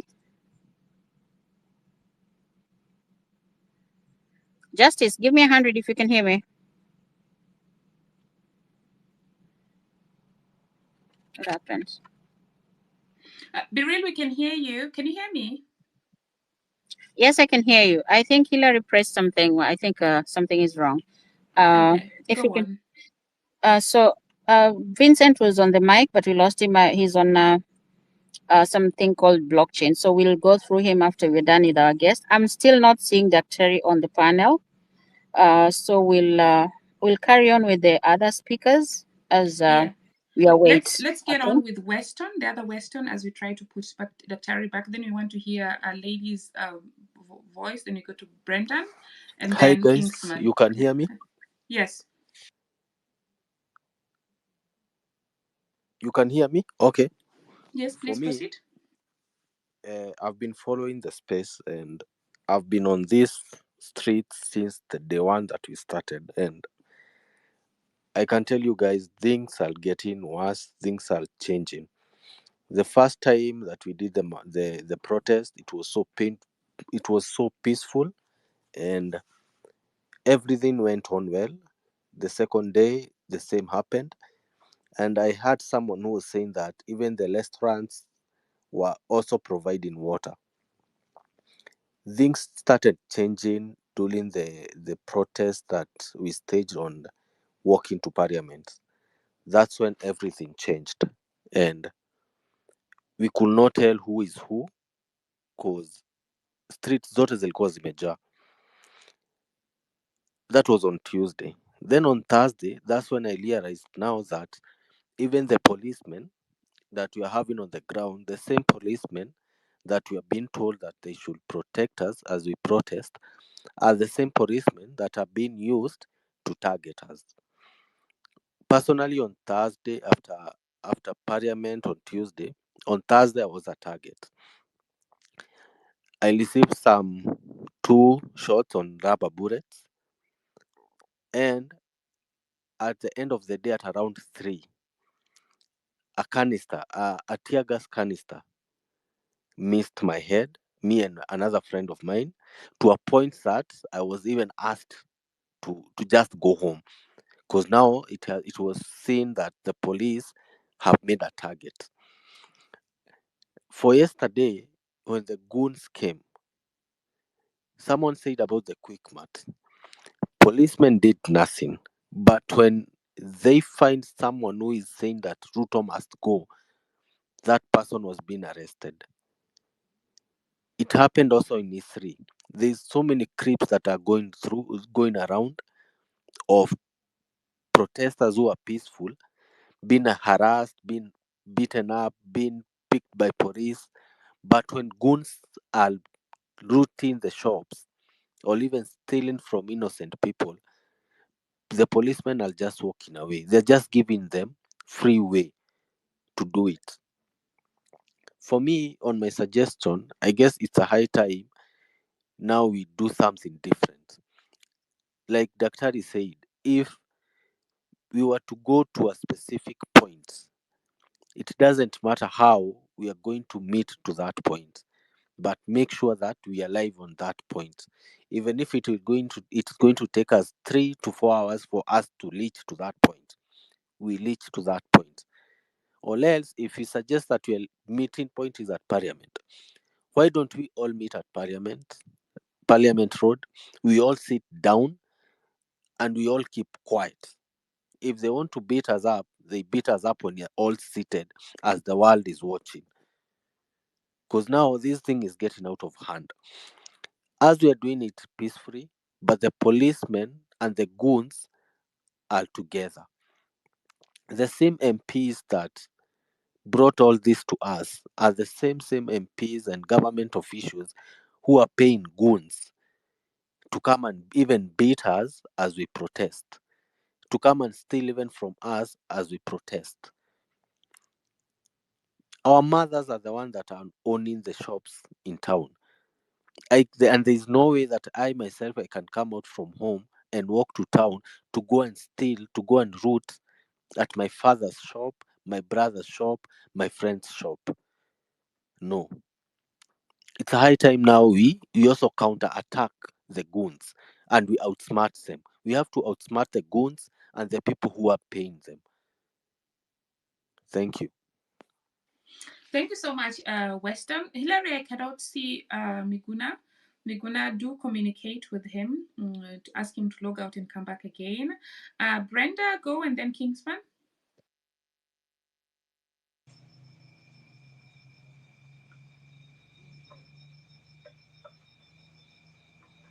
Brenda, are you able to speak, or should we move to the next speaker? Okay, something is wrong with your mic. Kingsman, over to you.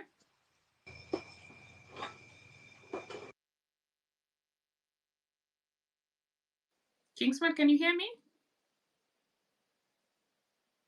Okay, can anyone hear me? Oh.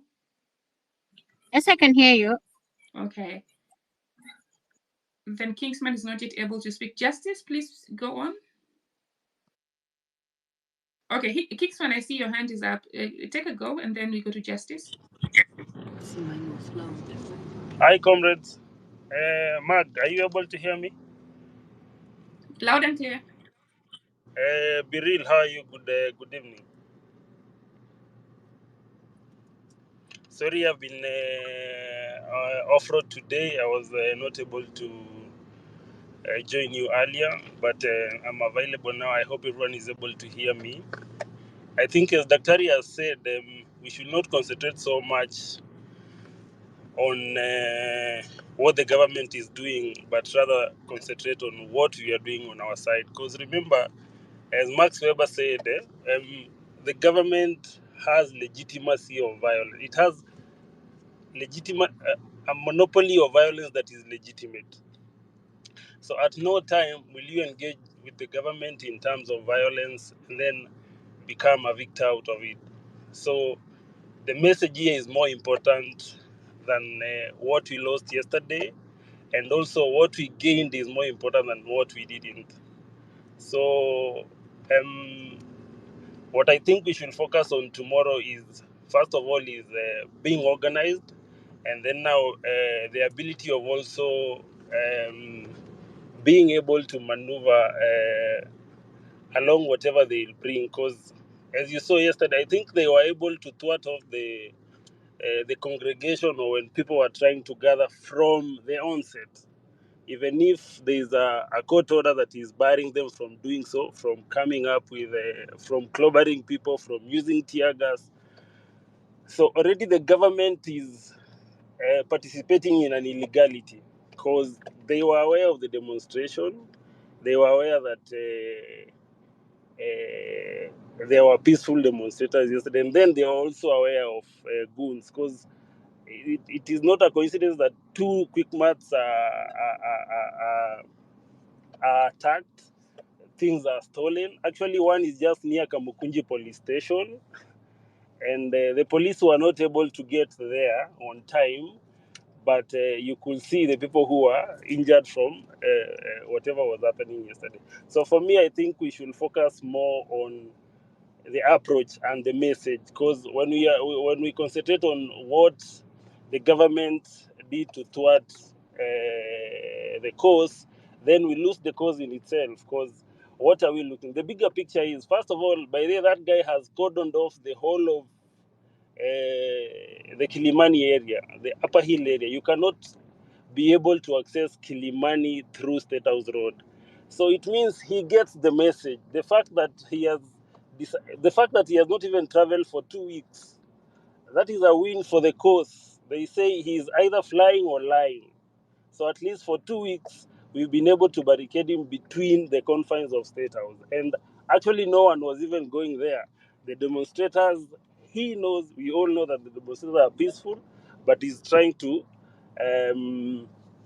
bring up a divide between now the business community and the peaceful demonstrators. So for me, I'm thinking is, if this thing takes an organic course whereby people are saying, like, can we use another approach? Can we even say that Tuesday, instead of people going to, or tomorrow, instead of people going out to the streets, then people can stay indoors.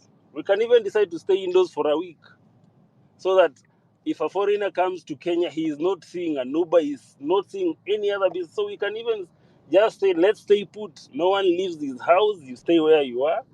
And then we are also now,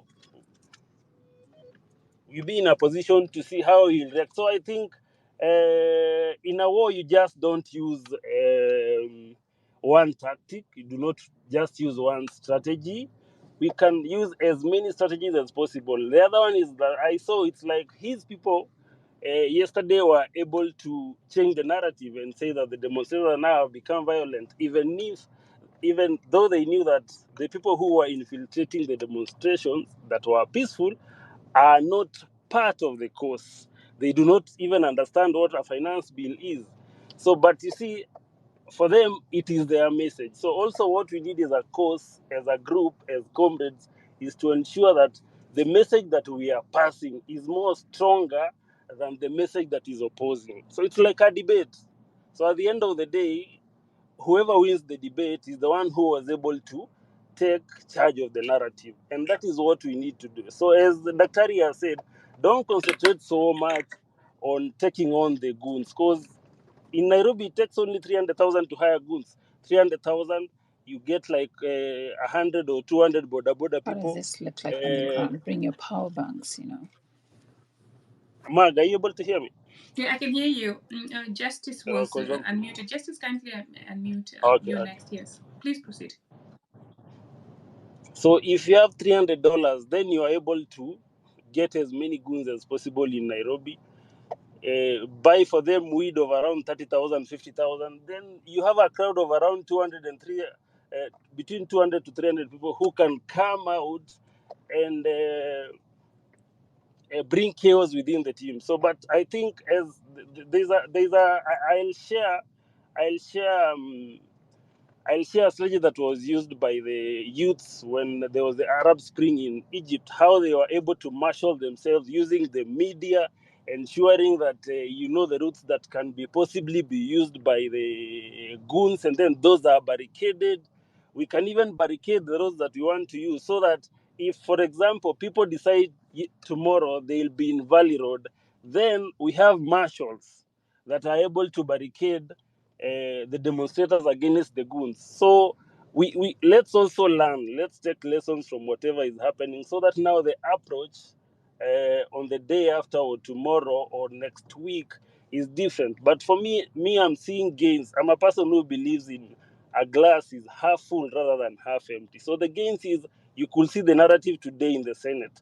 People, for the first time, the hubris, the way they were holding themselves as if we are second class human beings. They are coming down. Today you could hear the Kericho senator talking about how he used to hoard njugus in the streets, how he used to, I don't know, to live in which ghetto. These are things that they couldn't tell us. So they now want to associate like they are one of us. But the day 2 weeks ago, they weren't one of us. So the message is messaging. That is what I can say. And guys, let's keep it. Let's also condole with the families that have lost their loved ones.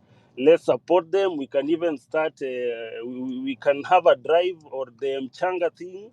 We get the identity of the families that have lost their loved ones. We contribute, so that also, even if to the small business that have also lost, we can do a drive and give them something small, so that they see that the real cause is not against us and it's for us.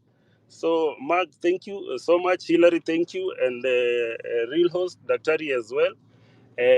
I'm still on the move, so maybe in an hour or two I'll be able to catch up with you guys. But and everyone who is also online, thank you for the good work that you're doing. Thank you even for being on the space, and we appreciate you. We love you, and remember, the cause is about, we are not against anyone or everyone. We are like, what we are against, poverty is the enemy. The enemy is the largesse, the opulence that is being shown by politicians. We need a country where everyone is able to compete, to do business, whereby you don't feel like other people have an advantage over you because of the positions they hold in political space or whom they know. So thank you guys, and keep on doing the good work that you're doing. Thank you, Mark. Thank you so much, Kingsman. As we continue, let's also not forget to build the network. Follow the host, the co-host, the speakers. Look left and right and follow each other. Hillary, please try to communicate with Daktari Miguna so that he can get back on, because he seems to be listening to us, but we're not able to hear him. So please give me a feedback in 5 minutes time if you're able to reconnect with him or not. Justice, over to you.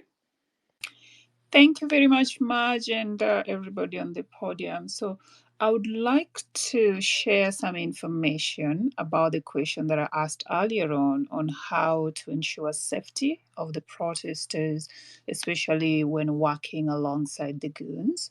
So I've had somebody who tried to speak, raise their hands to speak, and they were not able to get up. So this guy has worked in the peacekeeping missions in Congo. and he's actually sent me a list of what to do and what not to do. Some of them have been shared by Dr. Miguna and other brilliant speakers on the podium. So this might take a little bit longer. Marge, do you have permission to take just 5 minutes, if you don't mind? Is it in writing? Because if it's in writing, you can just put it on the Jumbotron. Yes, it's in writing, but I think it might look better if it's put into a document and then posted. So would you please put it, Kingsman? Kingsman, please mute. Would you please put it for us in a document and just post in the Jumbotron, because we still have over 100 people wanting to speak. So that would be helpful, because then they can also refer to the document again. Okay, later. definitely. Yeah. Definitely. Maybe what I can do is just highlight the points and not go into details. So number one is stay informed and plan ahead. Go in groups, that some people have said again. Know your rights as a protester. Wear appropriate clothing. Bring essential supplies. And here is things like water, first aid kits, identification, whatever. Stay aware of your surrounding. Document incident. I believe Dr. Harris spoke about, taking videos, live streaming, and all that. Non-engagement. Do not engage somebody who is confrontational.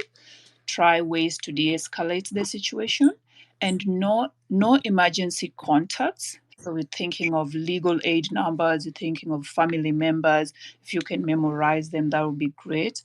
And lastly, use safe exit strategies. So wherever your surrounding is, just know how can I get out of this place safe. Thank you, Maj.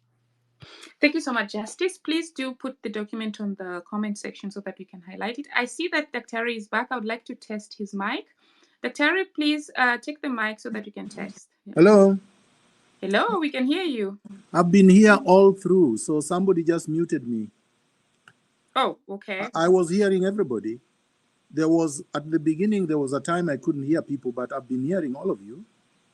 And I've been trying to talk, and you've been saying you're not hearing me, but I'm here.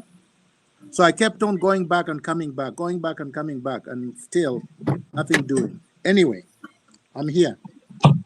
Welcome back. When you couldn't hear us, we had to drop you, and then we were struggling to add you back on the speaker. I think that's where the problem came in. Welcome back. Thank you. Now we can hear both of us ourselves. So can I say something quickly? Yes, carry on. First of all, I want to warn us that this is a public gathering. So in this public gathering, there could also be NIS. And there are people working for Ruto and all of that. So not every contribution is meant to help us. So we have to be careful as to which contributions help us and which ones don't. And I'm not going to say which ones, but I'm going to respond globally. Number one, let no one tell us that we should concentrate on Ruto's underlings, his appointees. Any such statement is meant to divert us, because then you would be saying Ruto is good, it's just his appointees who are bad. But everything emanates from his office, from him, directly downwards. Number two, we already went through the IBC dissolution, and we said if IBC is dissolved now and Ruto is in a hurry reconstituted now, and Ruto is in a hurry to do so that he can appoint people who are going to do his bidding in the IBC. So we need to remove him so that we reconstitute the IBC. Number three, people who are not in Nairobi must continue to protest wherever they are. So tomorrow's protest should go on, and there should be no language or confusion as to whether or not they are going on. We have to reaffirm that tomorrow's protest should go on, and they should go on all over the country. The reason for them going on all over the country is that Ruto will be spread thin, because if he has to send his goons all over the country, some are in Mombasa, some are in Wajir, some are in Busia, some are in Migori, Kisumu, wherever, he can't manage. So we must exhaust him thoroughly. Even his police will not be able to manage.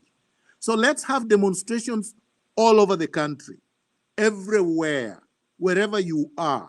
You don't have to come to Nairobi. You have to organize and mobilize yourselves where you are, and let's completely exhaust him until he drops. The idea that people can demonstrate sitting at home is a non-starter. There is no demonstration staying at home. In any event, it's also not useful because there is no effect. You have zero, zero, zero effect. And moreover, nobody would know whether you are sick or you are demonstrating or whatever. The point is, let us make ourselves visible. Let us make ourselves loud. Let us make ourselves clear. Let Ruto tremble wherever he is, and let us occupy one singular space. If we are in Nairobi, because we need the numbers, let us go to Parliament. Let us congregate there. Let us get there through whatever means. If you are in Mombasa, pick a place that you are going to go. The beauty with these counties is that some governors and county governments are supporting the protests. So the county askaris will be providing security for you.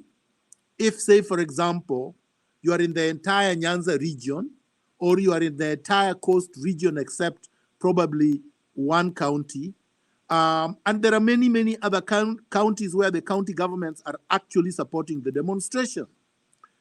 Speakers have been very clear that the message has gotten to the Senate and so many other people. Most of these people would not want to be seen to be confronting or opposing the protests because of their political interests.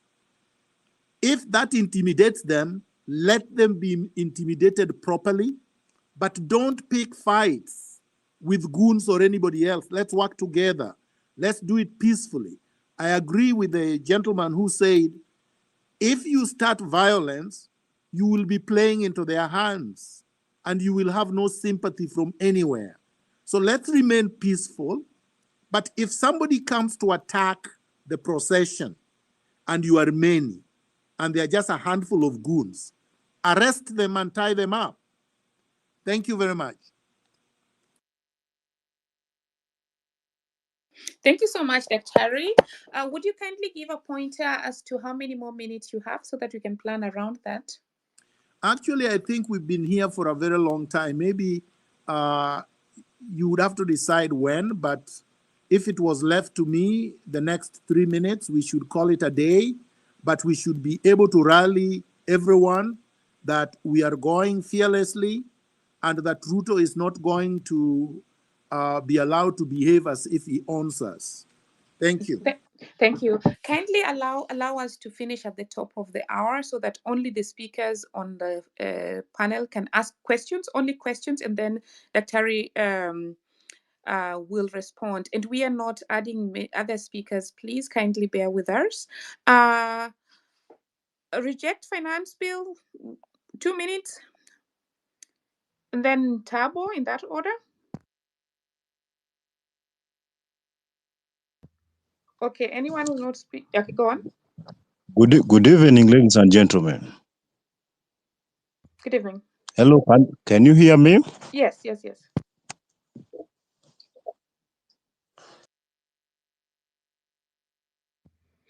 Please proceed. Good.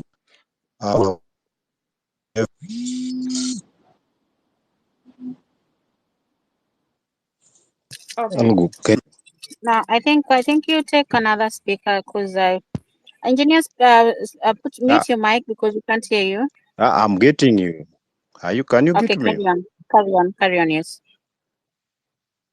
Yes.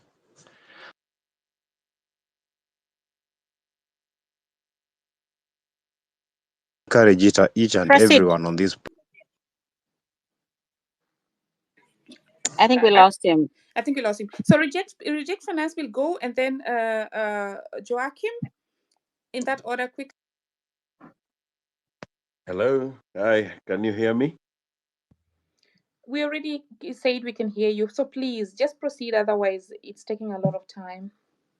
Thank you so much. First, let me send in my condolences to the bereaved and all that lost their lives. Number two, allow me also to acknowledge and appreciate everybody's presence here. And I have one question to Daktari.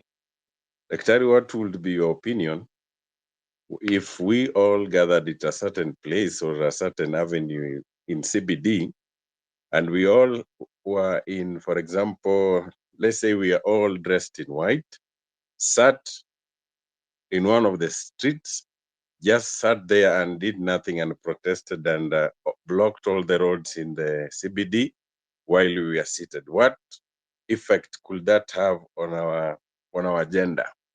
Number two, allow me to say that this goon infiltration is something that we should be prepared to have it going forward.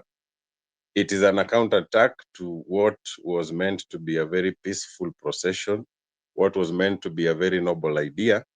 But now going forward, we also need to craft ways on how to counter it.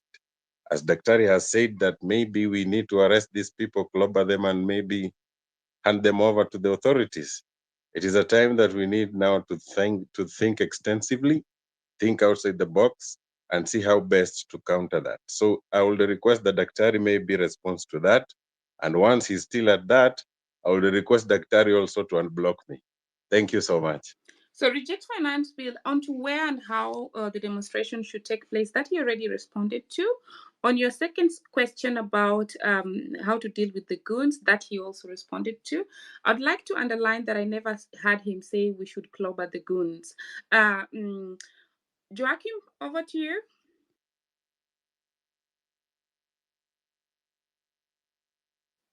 So please, guys, only questions now, and then we close. Joachim, a question? Yes. Good evening, everybody. Do you hear me, guys? Yes, please. Your question. We're now So, only taking questions. I'm sorry. okay. Yes. The question I was supposed to take is when people they go to demonstration, because the government they are using askaris and whatever. Anyway, question yenye nauliza, I think hakuna mwenye ameongea, so ni vizuri niulize so that either kina daktari they can respond whatever. So Uliza, yeah, Uliza. Yeah, last time Safaricom they shut down the network. So the only thing I can tell people, wacharge simu zao sikwe full if they want to go to demonstration, and then maybe they use like another network. But don't trust Safaricom. Use even the Airtel, so that you can capture the evidence because hatuna CCTV, right? Na hata sikiwa hakuna mwenye anaweza enda kuja kujitoa, so that you capture those goons. Kidogo tu. Sasa kama hiyo ndo mbinu yako ya kwenda kujitetea na unaisema hapa public,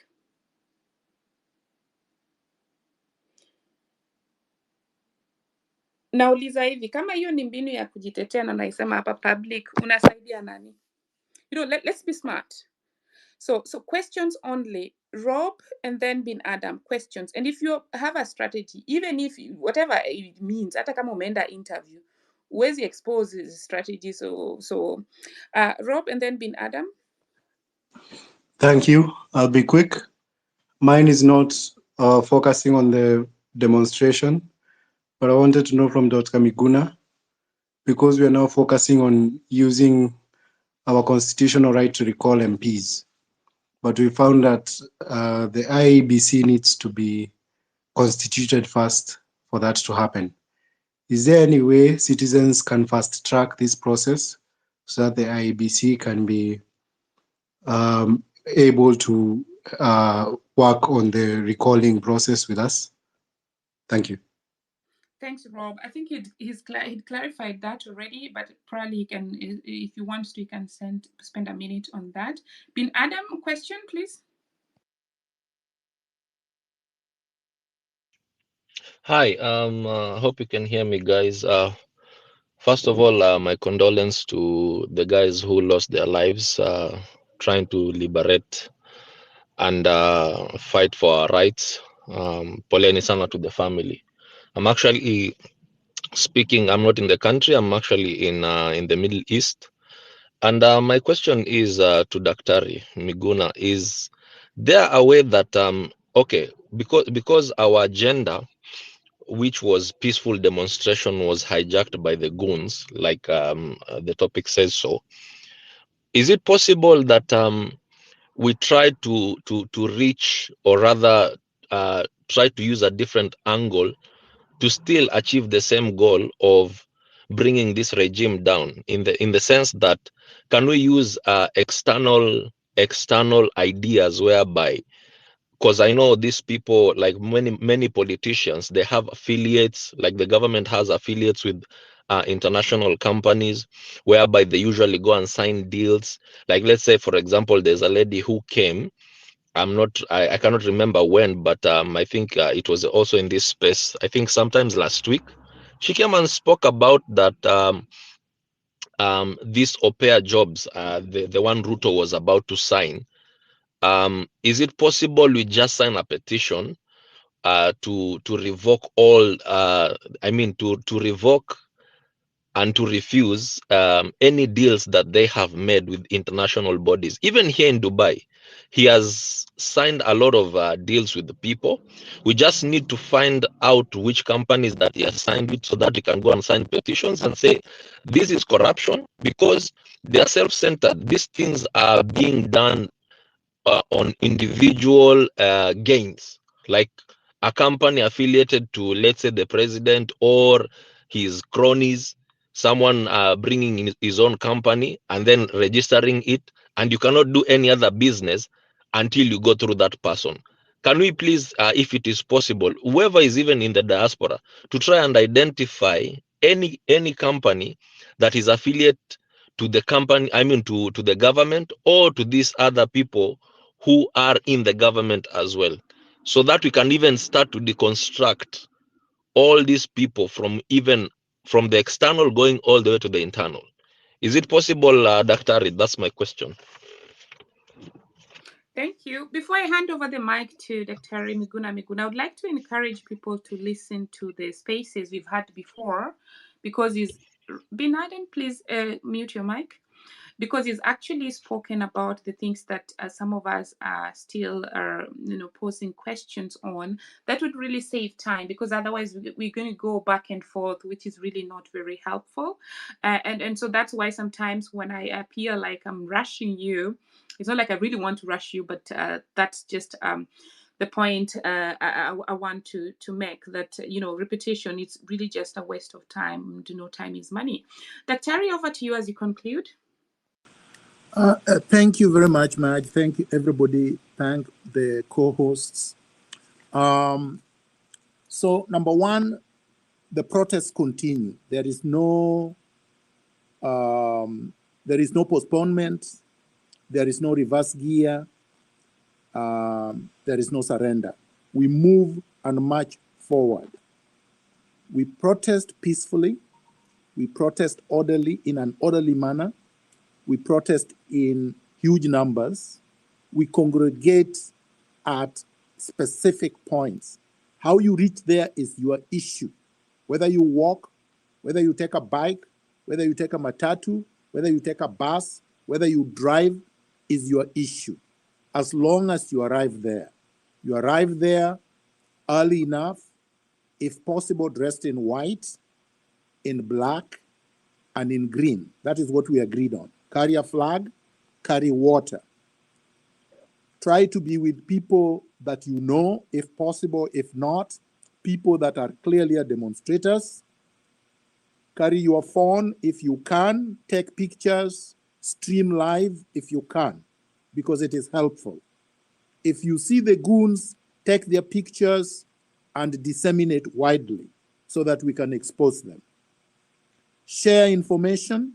If you're arrested, call LSK. They have pro bono lawyers to assist you. I go to the question that was asked by the gentleman that spoke last. He asked if there are other means of removing a tyrannical regime from power. Historically and practically, there are only three ways of removing a regime.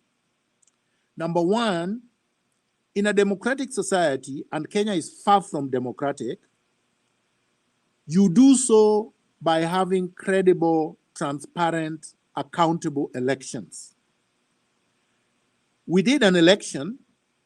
Unfortunately, Ruto became rogue and thought an election was a coronation.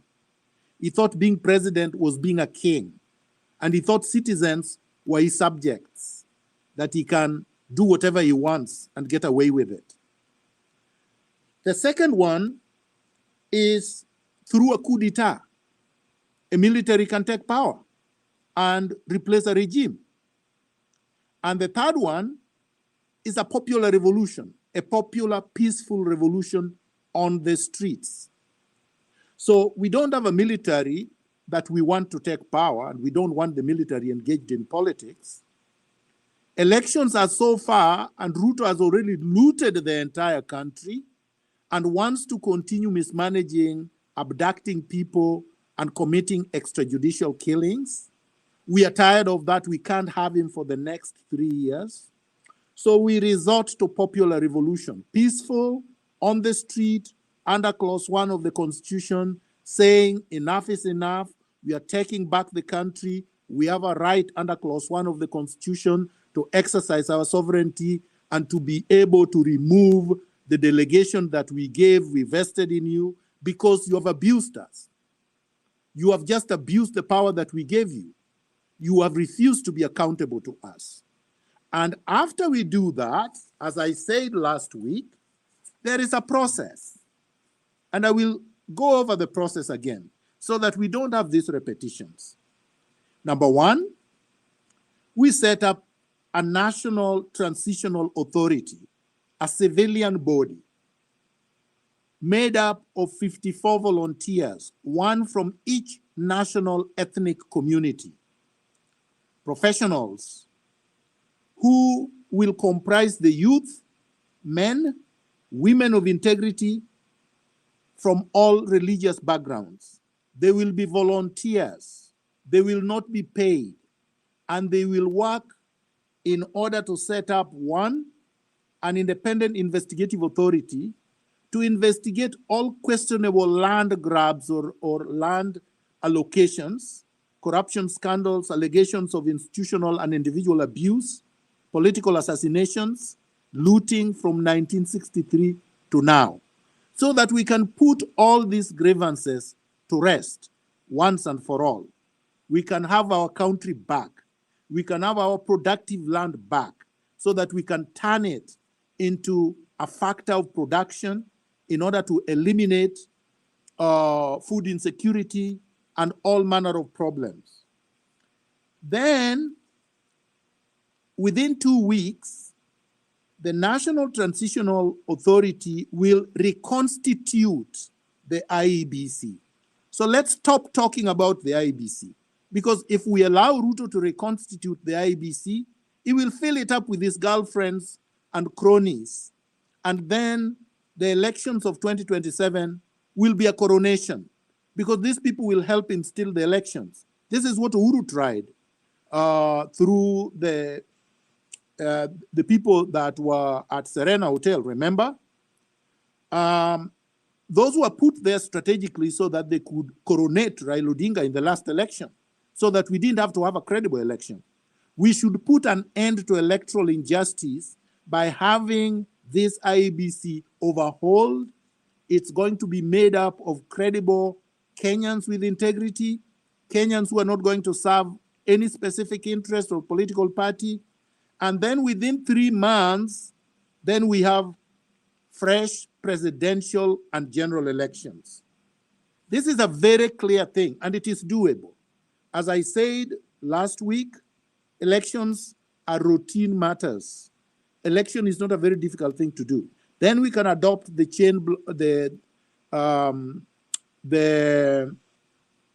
the technology blockchain. The blockchain technology that our friend was talking about, to secure the electoral process, to make it tamper-proof. Like yesterday, they locked me out of my phone. They pretended to be sending me information through DMs. Then I read it. And within a short time, I was not able to use my Twitter on my phone. Right now, I'm speaking to you on my laptop because they invaded my phone. So they are trying everything. And you know, if you are really a Democrat, if you really respect your people, if you really believe that you mean well for the country, you wouldn't do these things. You wouldn't hire hackers to attack your critics. You wouldn't hire goons to abduct your critics. You wouldn't charge your critics for saying Ruto must go. That's under the Bill of Rights. That's free speech. You cannot take anybody to court and they are convicted because they sang Ruto must go. From now on, our national anthem is Ruto must go until he goes. Then we can revert back to our usual national anthem. I thank everybody.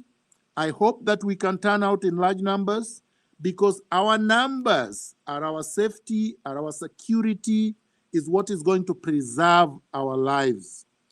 The last point, this is very critical because people are going to ask, so who can preside over the National Transitional Authority? We have many suggestions, but one of the most critical suggestions is that the Chief Justice, just like happened in the last elections in South Africa, can sit in there, preside over the National Transitional Authority comprised of 54 volunteers for only the period that the general and presidential elections are to happen. Not because we like her or we like the office, not because the judiciary is clean, but for institutional authority that is recognized under the Constitution. Right now, there is not much that she can do if she was to act there voluntarily for a period of 3 months. And there is nobody else we should trust. We cannot trust Wetangula, who heads the National Assembly. We cannot trust Kingi, who works for Ruto. These are Ruto appointees. We cannot trust the military. So the only titular constitutional head that could serve this purpose under the supervision of 54 volunteers, but under the check ultimately of the population of Kenya, would be the Chief Justice. I'm just giving this as an example. And then nobody would say we would have a vacuum. And everybody would understand this is a transitional authority. And if they bring any nyoko, then we greet them nicely. Thank you very much, gentlemen and gentlewomen. Thank you so much, Dr. for taking the time to come and be with us and share with us. And thanks everyone who was listening. I'll be very, very brief before Hillary closes. I'd like to say that yesterday I received a lot of messages of people telling me to stop inciting them to go and demonstrate. Nobody is inciting anyone to go and demonstrate. What is happening here is that the right to do that is actually enshrined in the Constitution. Now, today I woke up to the government intimidating people.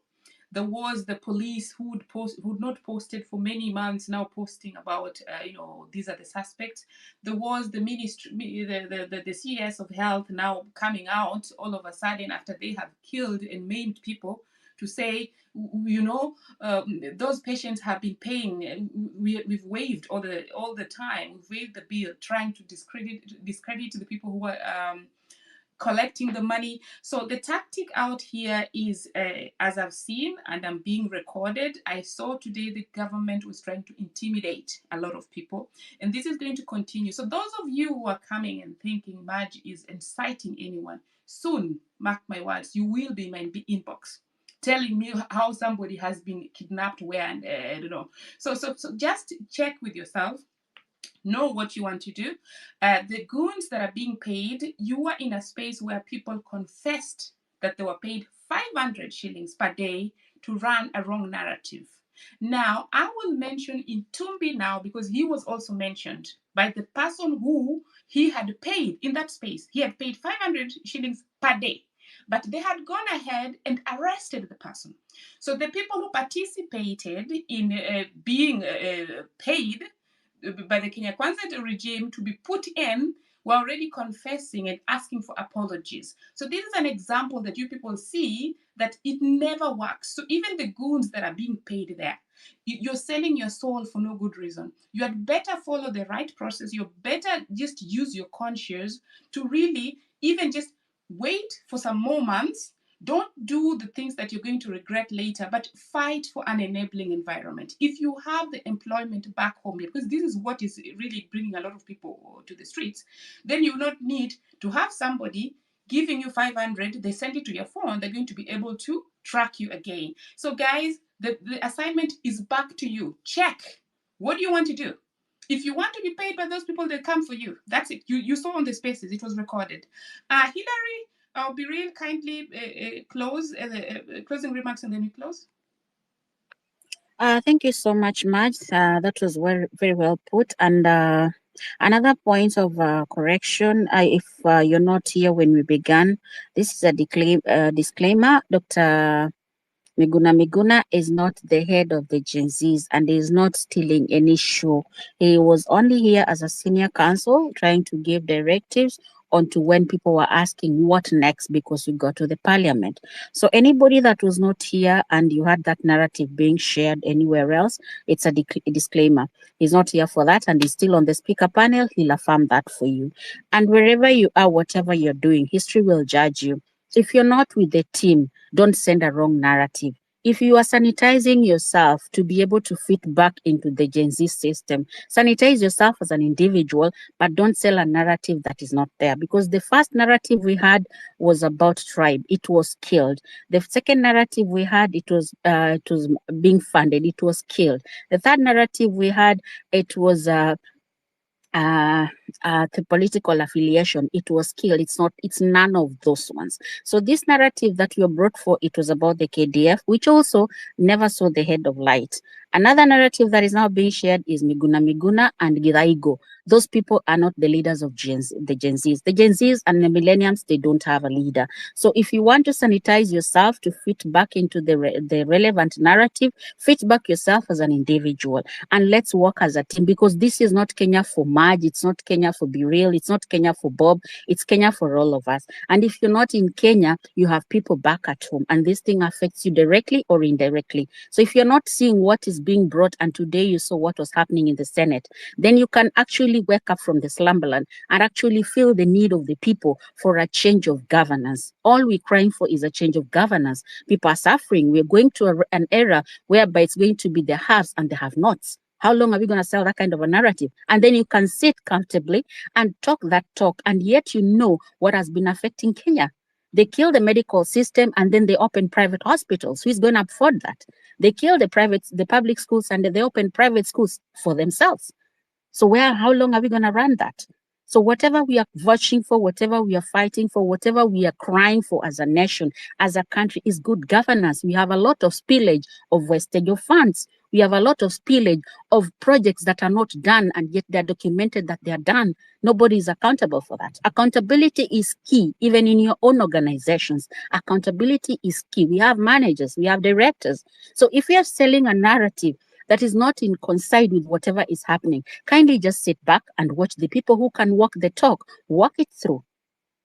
It was a pleasure hosting this space. I thank everyone that was able to be on the space today. May God bless you, Doctor. We really appreciate your wisdom in the space, and we thank you very much to accept the second invite.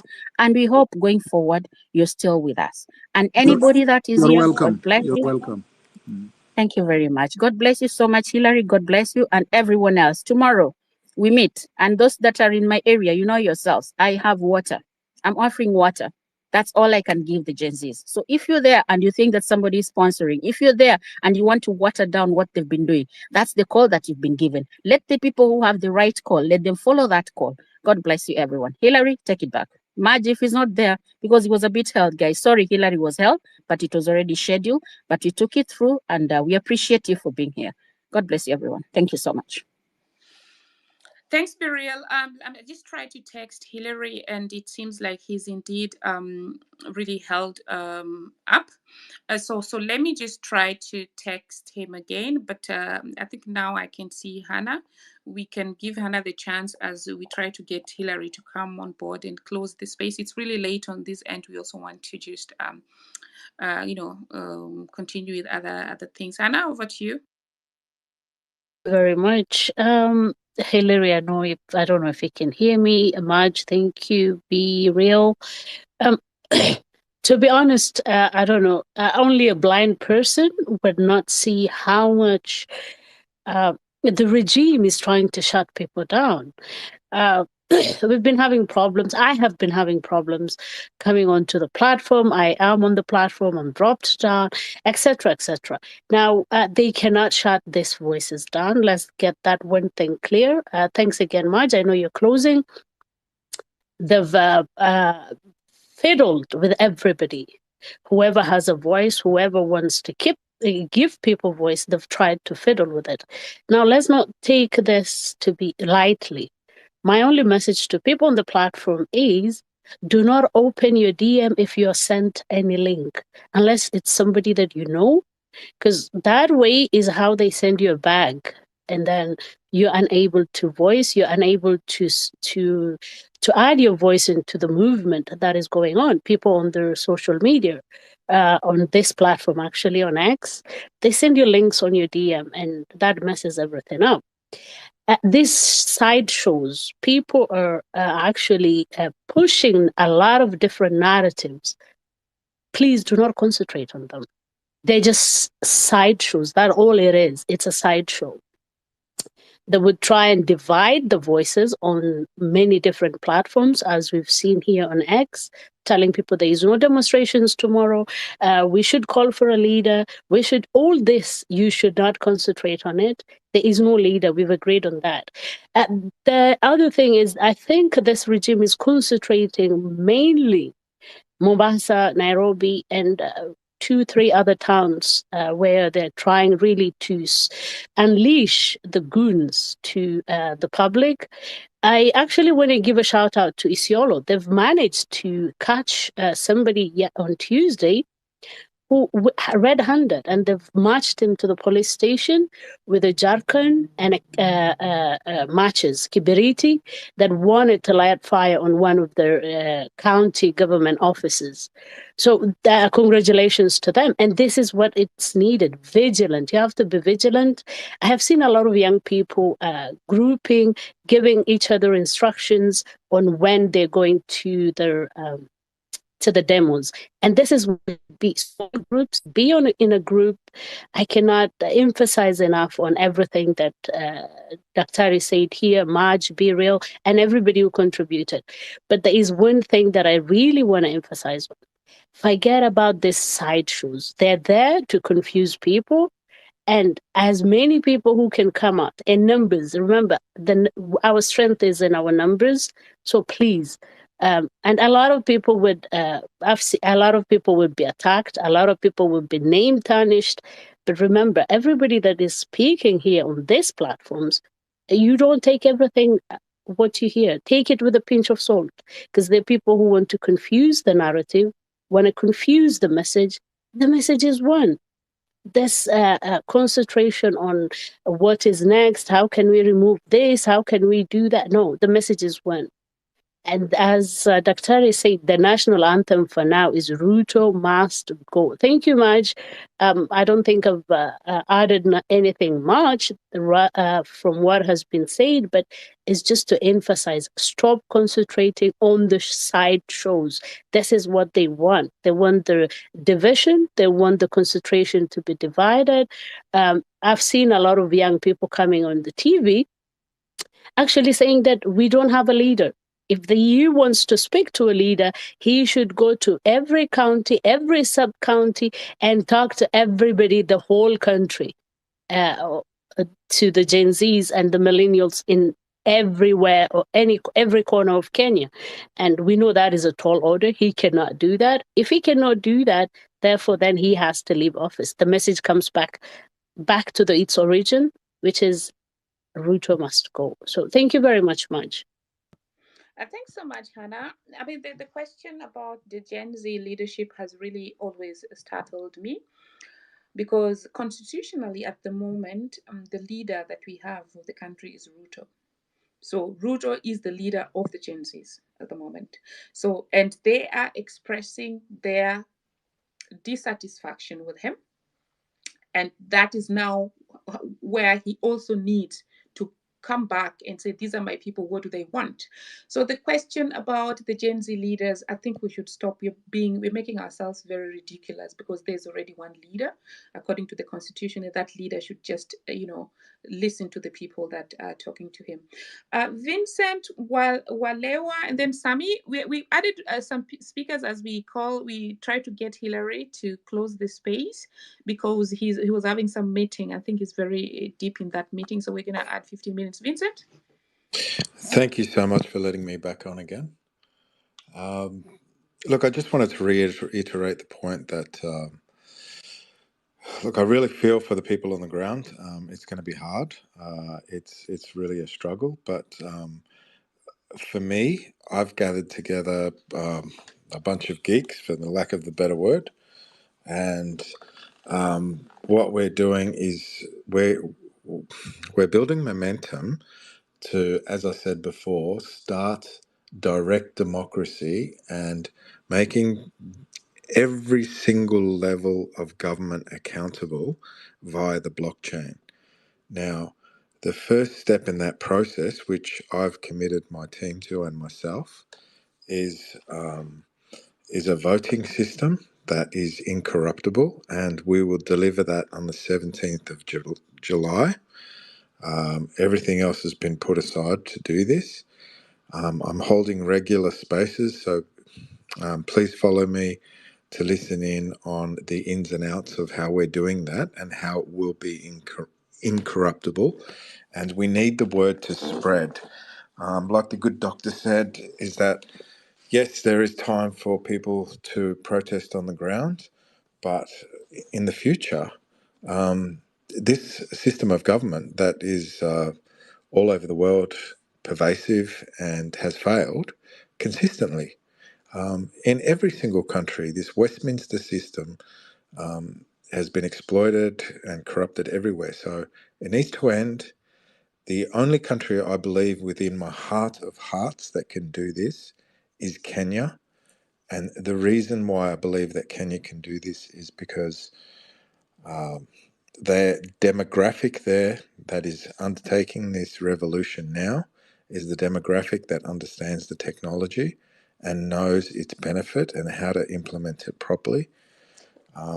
And then they can pass on the information to their elders if they do not understand. We're undertaking an education campaign through the application that will be able to be downloaded in a few weeks. But please, as the good doctor said, there is some work to be done on the ground. Unfortunately, these people are very experts at at usurping movements. They've done it in every country all around the world. There's a number of three-letter agencies that are involved that are helping Ruto. It's not going to very well funded. This all started, remember, with the IMF, and the biggest holder of shares in the IMF is the US. And who's this man been seeing lately? It's the same story over and over again.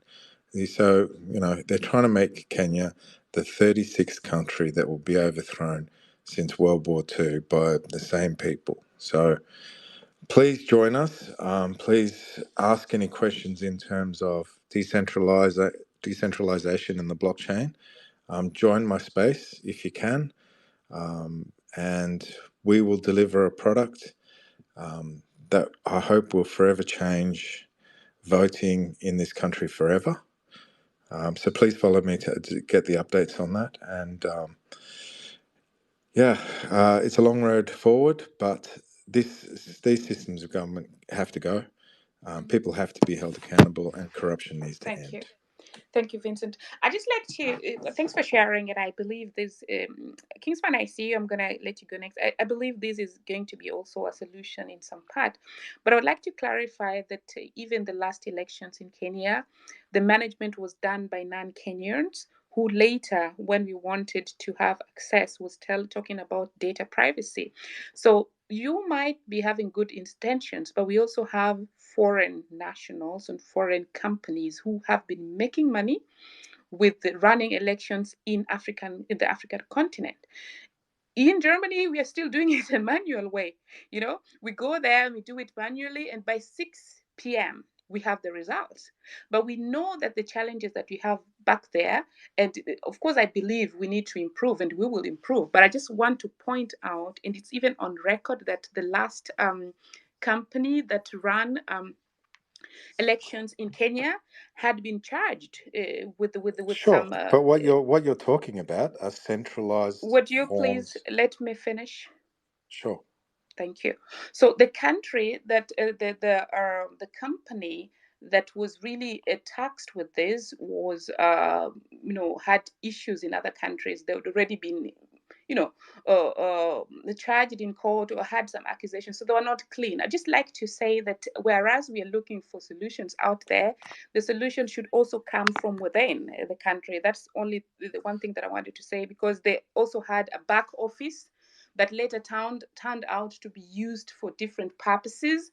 So my feedback that I'm trying to give at the moment is that Kenyans might not trust the even any electoral kind of voting at this point. That I wanted to just put out there. And also, when these things are being done externally, in the US, Australia, they rarely bring in people from outside the country to manage their elections, So we want to reach a point whereby we're actually managing our elections ourselves. We haven't read the ballot papers were gotten from Greece the last time. So no, that is just another IMF in another way, So thank you for your contribution over there, Kingsman. And May I Marge, just before you retort? give it to Kingsman, Can I just finish, yeah, please? just 1 I second, think it's a Vincent. very important Just a topic. minute, Vincent. Yeah. Just a second. Just a second. The other thing, Madge, is that we are trying to actually demolish this whole system, the system that has been there since Kenya got independent. It's the system that is actually corrupt to the core. So this whole governance system, whether it's election system, whether it's whatever it is, every aspect of that system, that engine there's actually demonstrations and whatever is going on is to fundamentally dismantle this system, neocolonialism system that has crippled Africa and now crippling Kenya. And that is fundamentally what Kenyans want. They want to go away with this system complete. Take this system out, not a middle with it, not fix it, no, just a complete change of system from the bottom up. This system is not viable for Kenyans. This system of neocolonialism is not viable for Africa, and this is what Kenya wants to spearhead, to show that we can have a system that is going to provide for the Kenyans, that is going to provide for Africa. This system of just manipulation and installing leaders that would work for their betterment has to end. And that's what the point May is. I just complete? Thank you, Hannah. May I just complete the? Yes, please. Yeah. Go on, Vincent. I'm quite shocked at your comments, actually, that you were making some inference that I'm coming in from the outside or whatever. Blockchain technology is completely 100% transparent in terms of the fact that what we're building is open source. And I have made a call to all Kenyan developers to monitor exactly what we're building and to have a look at every single line of code in terms of what we're doing. This is not something, I mean, my wife is Kenyan. Kenyan is my future country. I'm investing in Kenya in so many ways that it's in terms of bringing blockchain technology to Kenya and the rest of Africa for that matter. I have no belief in the West, but our system is 100% transparent, totally open source. So the inference that it may be external is preposterous and ridiculous. And the systems that you're talking about are centralized systems that have been in play for years and years and years. And of course, they're manipulated. Henceforth, this is why we want to bring blockchain technology to the forum whereby people can, it's incorruptible, it has never failed, and they are terrified. The powers that be are terrified of you holding the power, of you owning the technology, and that's what we want, ownership by the people. So if, yeah, look, I understand the thoughts. This is some of the things that we need to work through and discuss and give an education piece on. But Yeah. it is not centralized. It is totally open source, totally transparent. And the people internally in Kenya are more than capable of going through the system and finding it out. And they have, and they've been involved at every single point of the discussion in terms of building this. Okay, thank you so much, Vincent. I'd like to just remind you that elections in every country of the world is a matter of national security and a matter of also the constitution. And this is the reason why we're talking about even when are we going. Could you kindly mute your mic, Vincent? This is when that is why we're even talking about when to reconstitute the IEBC. It's not something that can be put out there for businessmen, people coming to take. So even if a country in any part of the world would make a decision to outsource this process to an external company, there are laid out rules to be done. So the citizens that you want, you say will transparently look at it and everything. I just want to really make it clear that this is the constitution we are talking about, and and the standards that apply in every other country should apply also in Kenya. So we want to see this system also working in the US or wherever you are. We're not into still being sold things like let's develop here. We want to develop, but you want to, when it comes to national security and constitution, we just want to be clear that. And the feedback that I'm giving you is something that really happened. You can look it up, and it's not like I'm trying to talk down what you're explaining. I'm just trying to get my concerns out there. Yes, the continent needs a lot of input. The continent has very competent people, has a younger generation, but let's have really clear structures, because when you go there, and even if your what is it called, your process is clean, the corruption, people are going to want you to pay something, and then next time another government comes in, there's another one, and I think that, and so we're really just having a reset. And my feedback was that at least the last election, there are things that we saw. So this is not meant to to look down upon what you're saying. Thanks for joining us. Kinsman, over to you. Thank you, Mark, for the chance.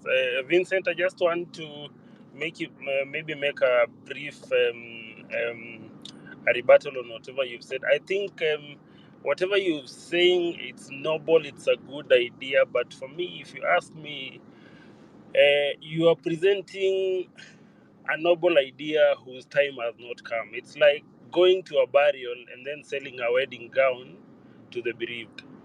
So the position where we are in as a country, we are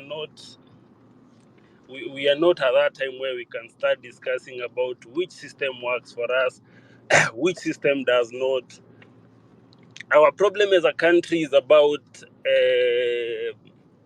the political positions giving people opportunities that are not practical and are not fair enough for each and every other person to compete in. So even if you say that your system is incorruptible, it can be incorruptible in terms of operations, but the people who are getting into your systems are corrupt. So in Kenya, we do not have a problem of, I can even say we do not even have a problem of elections process. We have a problem of whereby the people that we elect into these positions of power are people that have been here for the last 40, 50 years. So why is that so? It is so because of the opportunities that come along you being in those political positions. And the narrative in the country is like the citizens, the electoral, the electorals, and then the Kenyans at large are tired of being part of this whole ecosystem whereby doomed if you do, doomed if you don't. So my sentiments goes back to what Maja said, and also to what Hannah said. So to that, I think for now we are putting the cart before the horse. So hold that thought. In the near future, we'll hold this space. I'm sure you will be invited, or you can come in, and then now we do not. In life, no idea is a bad idea. It's only that they say that you cannot get rid of an idea whose time has come. But I think where we are at the moment, it is not the time for that kind of an idea. So back to our conversation. My rally call, or my last message, will be to our current sitting president, Dr. Ruto. My sentiment will be like, he shouldn't feel like there is anyone who is intimidating him, because most of us here are good students of history, and we remember back in 2007, he was 2008 now, after the election of 2007, he was at the forefront of calling then President Kibaki to step aside and accept the results of the election at that time, because the mood in the country was like Kibaki had not won. And Ruto was at the forefront of calling Kibaki to resign, no, to step aside and let whoever that candidate was at that time to take over power. That is the former Prime Minister Raila Odinga. So Ruto's peoples and his cronies and his bloggers, the nice people that he has put into this space, they shouldn't feel like we are intimidating his hold of power or his regime. We are just doing what some of us are his proteges and students, and some of us are also students of history, whereby when we feel like something is not right, then we call it off. We spoke about the day before, maybe to those who are not here, or those who are being intimidated by the message that is going around. We said that Article 1 of the Constitution gives the power to the people, and it says people can exercise power in two ways: through the national government, that is now the national government that we know the way it is, like the executive, that is parliament and the senate, or through the county, and secondly, through the people exercising their power directly. That comes when people, either the electorates, feel like parliament is not representing us, because everywhere these people are going, they were being told, tafadhali, this finance bill is not for us. It's not speaking the language that is in the street. It is not resonating with the population, or with the Kenyan people, but they didn't listen to us, because that is the only way we can speak to power. And we felt at that point that these people were not hearing us. Then the people have decided to exercise their right of governance directly, that is through demonstrations, and which we've overemphasized that these demonstrations are peaceful. And at the end of the day, there is a goal that we want to achieve, that we are saying, boss, we employed you, we gave you power, we gave you a mandate, which you failed. These were your JDs, these were your KPIs. You have not even met half of it. So we are saying, at the moment, please step aside, and then we decide our form of governance. So this discourse continues. Discourse continues the day after, tomorrow, on Sunday or Monday or next week. We will keep on doing what we are doing, and guys, don't give up. Let's stay true to the cause. Those that will be on the street tomorrow, ensure that it is as peaceful as it is. Birila say that she'll be where you always find her with a lot of bottles of water. Please pass through there, be peaceful, maintain law and order. Don't fall into their traps, which is maybe engage in violence, as Dr. Ria said. Let's remain as peaceful as possible. If there are people that you are seeing are trying maybe to loot, as we said the day before, if you are in a group, please pick that person up, tie him somewhere. If there's a police that is nearby, call him, and then they can be taken up by now the authorities. Otherwise, guys, thank you. I see Hillary, you are back. You can maybe have your last remarks, and then we close the group. Thank you. Hi, Larry. Hi, Maja, how are you doing? Hey, oh my gosh, I'm fine. Your meeting was extensive. So, I'm oh my sorry. gosh. So now, Yes. because we actually gave people time because we were still waiting for you to get into the meeting, I would request that you allow them to have 2 minutes each before you close. All right. So, what do you think? Can we close it at the top of the hour? Yes. All right, guys, you have 24 Yeah, minutes. that's 24 minutes to go. So, yeah, that's okay, Maj. Okay. Thank you so much. Go ahead. You're welcome. Yeah, Joe, then Dolo, then Eda. All right. Thank you, Maj. Thank you, Hillary. Thank you, everyone on the speaker panel and everyone that's listening. I want to start at the top like an old school preacher and say that in the latter days I will pour out my spirit upon all people, and your sons and daughters will prophesy, your young men will see visions. This is really what's happening in Kenya, that the Spirit of God is moving upon the country and is speaking through our sons and daughters. We've had a church that has gone rogue.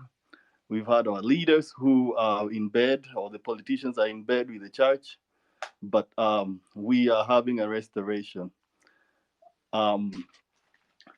So I want to encourage all those guys out there who are voicing out their protests against the government, against injustice, against all those unconstitutional appointments, that you guys are doing the work of God. That the voice of the people is the voice of God, whether it's expressed through the ballot or it's just expressed through their normal voices. In fact, the scripture says that from the mouth of babes unto the heart of God. Continue doing it. Continue persisting. Do not relent. Do not give them space. They are actually against. They are doing things against the will of God by oppressing Him.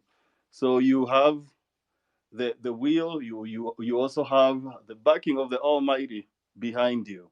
So continue, keep on the fight. I want to honor those of us, or those amongst us who have been killed by this government. They have done us an honor. It is because of them that we exist, that we live, that we are going to enjoy our freedom, and we will not let them down. We will fight this thing. We will push this thing to the end. We will make sure that we get the results that they were fighting for.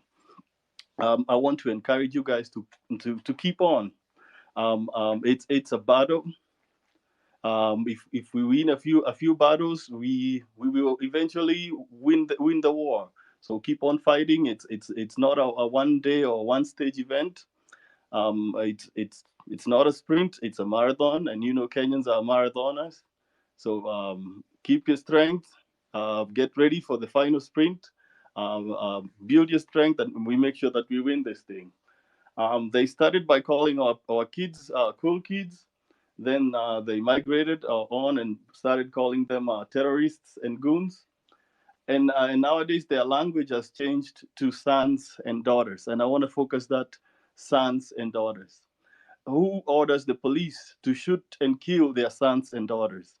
Only a terroristic government orders the cops to shoot, to kill their sons and daughters. So do not buy all their retreat. It's a tactical retreat.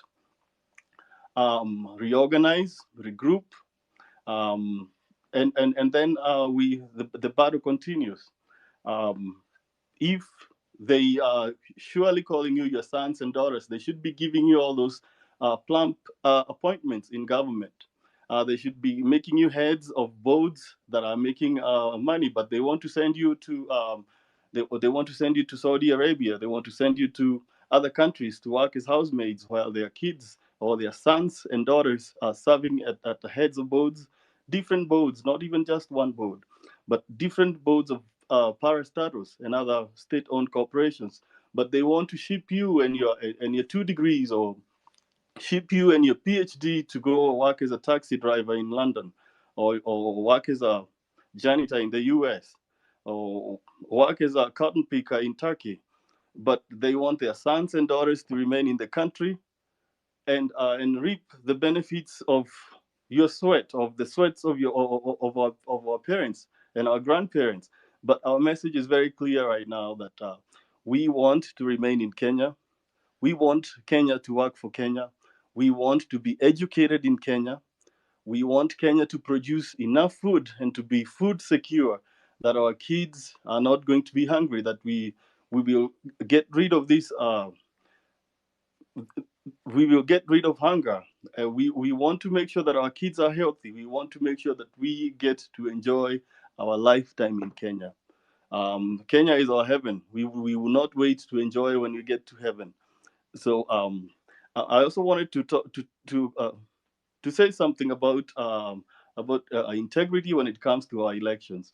I wanted to tell the guy who was talking about that blockchain technology that that I wanted to start by saying that Kenyans can wipe their ass. We don't need we don't need foreigners to help us with managing our democracy or managing our elections. We can wipe our ass. We can count. We don't suffer from dyscalculia. We know when it's just that a few of us, when it comes to counting our elections and upholding the integrity of our elections, that they get bribed or they get threatened and they buckle. But we are capable of holding our own and holding our end. And this movement is evident to that. There's a generation that cannot be bought. There's a generation that knows their democracy is not for sale, and they are standing by it. And I want to encourage them to keep on fighting, keep on keeping on. Thank you.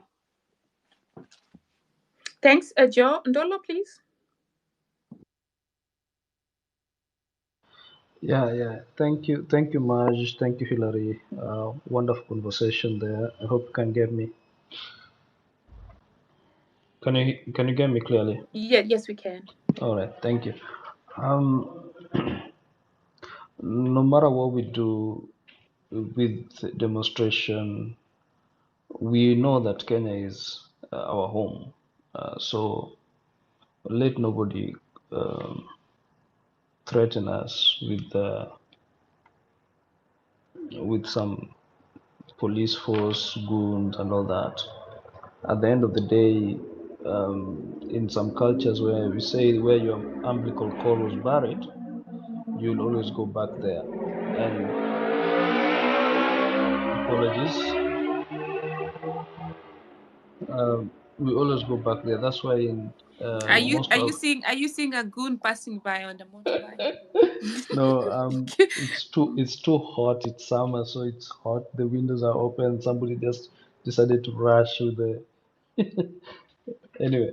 Ndolo, tell the Nduthi guy to mute. That Nduthi guy is useless. Anyway, um, uh, that's why in most of African cultures, when somebody dies, is taken home, as opposed to some scenario where somebody dies, he or she is buried there where he has passed on or she has passed on.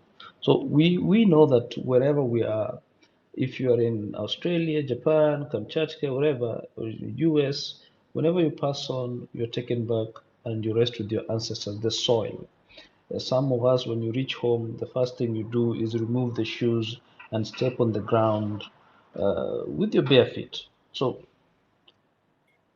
goons or no goons, we should continue putting on the pressure and ensure that uh, bad governance is wiped out completely. Because this is not, it wasn't just about the the financial bill. It's everything starting from 2013. The way somebody was in power, and in the end, tried to say that, oh, I did not do this. Yet there was a time when they were walking in bromance, in matched shirt, matched t-shirts, matched vest.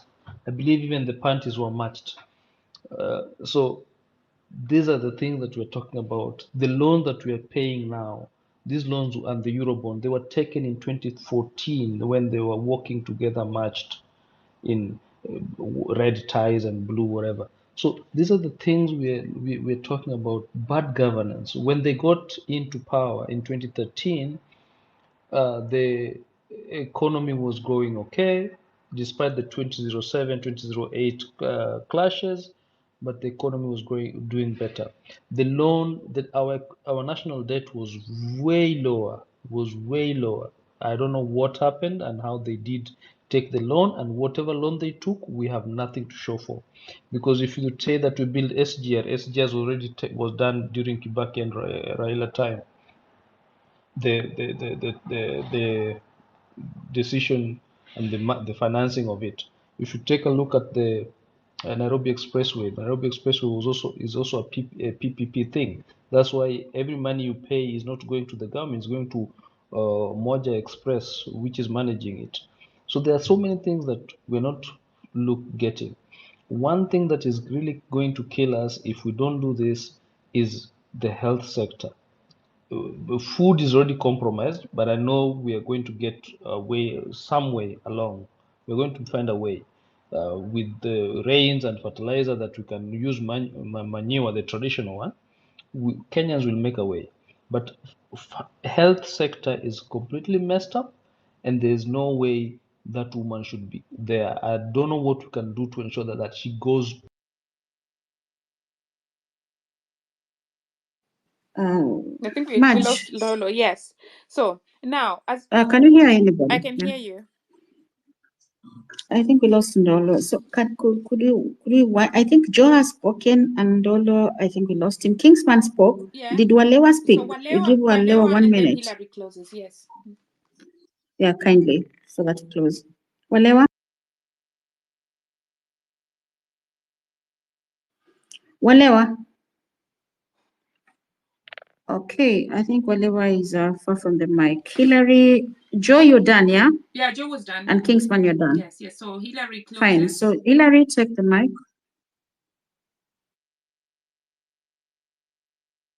Hillary? Okay. Yes, Biril and yes, go on. and Marge, Kingsman, we really appreciate everybody and we salute you all the time, guys. I know we closed the space when we're still 7,000, but we've been here more than 4 hours, almost 5 hours.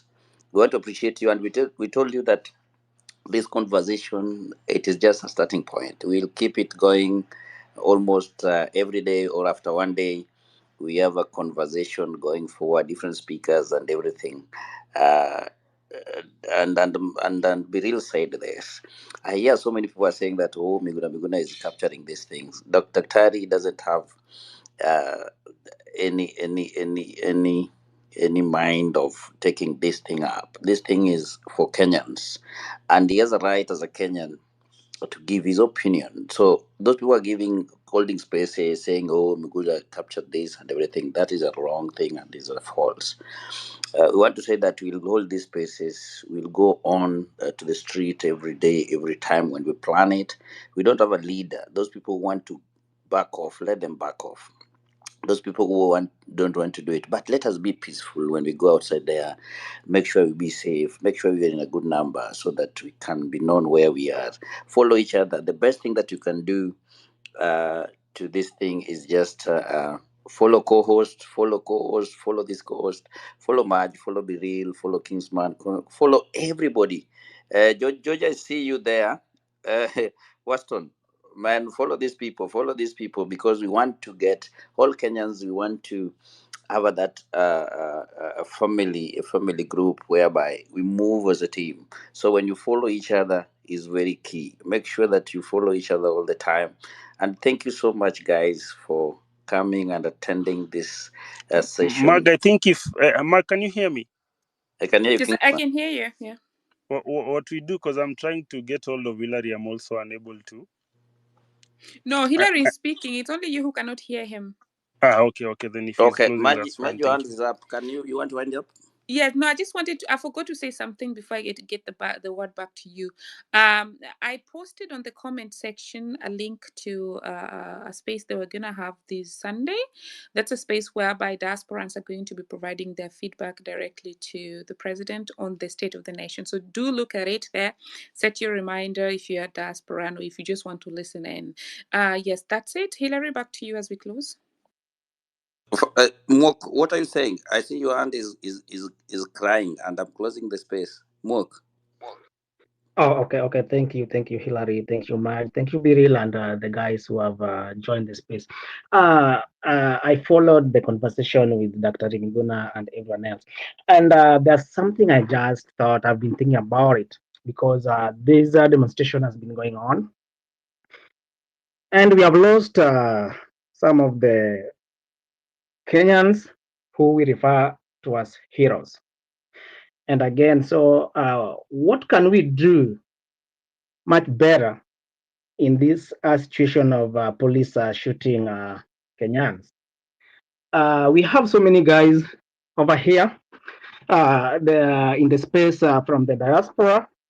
And what can the diaspora guys help more than just giving the advice, way forward, and all that?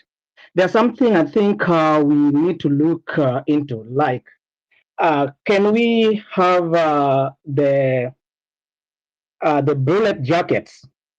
In the Amazon, we have bullet jackets as cheap as between $8 to $15.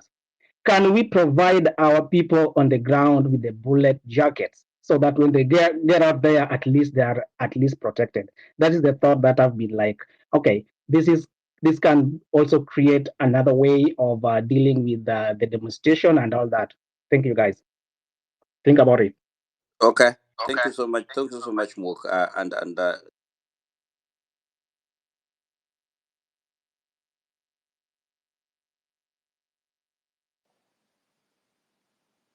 Hillary, I cannot hear you. Can you hear me? Wale wameinua mikono, anataka kusemaje? Wale unasemaje? Can we close Hillary, please? Wale we'd already given him a chance. It's too late. No. Okay.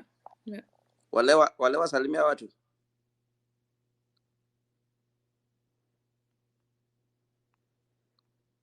Okay, guys, thank you so much. Again, keep it live all the time, and we will notify you when we have another space. There's a diaspora space coming on, and Madge is hosting that. Keep on and be at time. And we want to appreciate everybody that's come to this space. But keep peace as much as we can.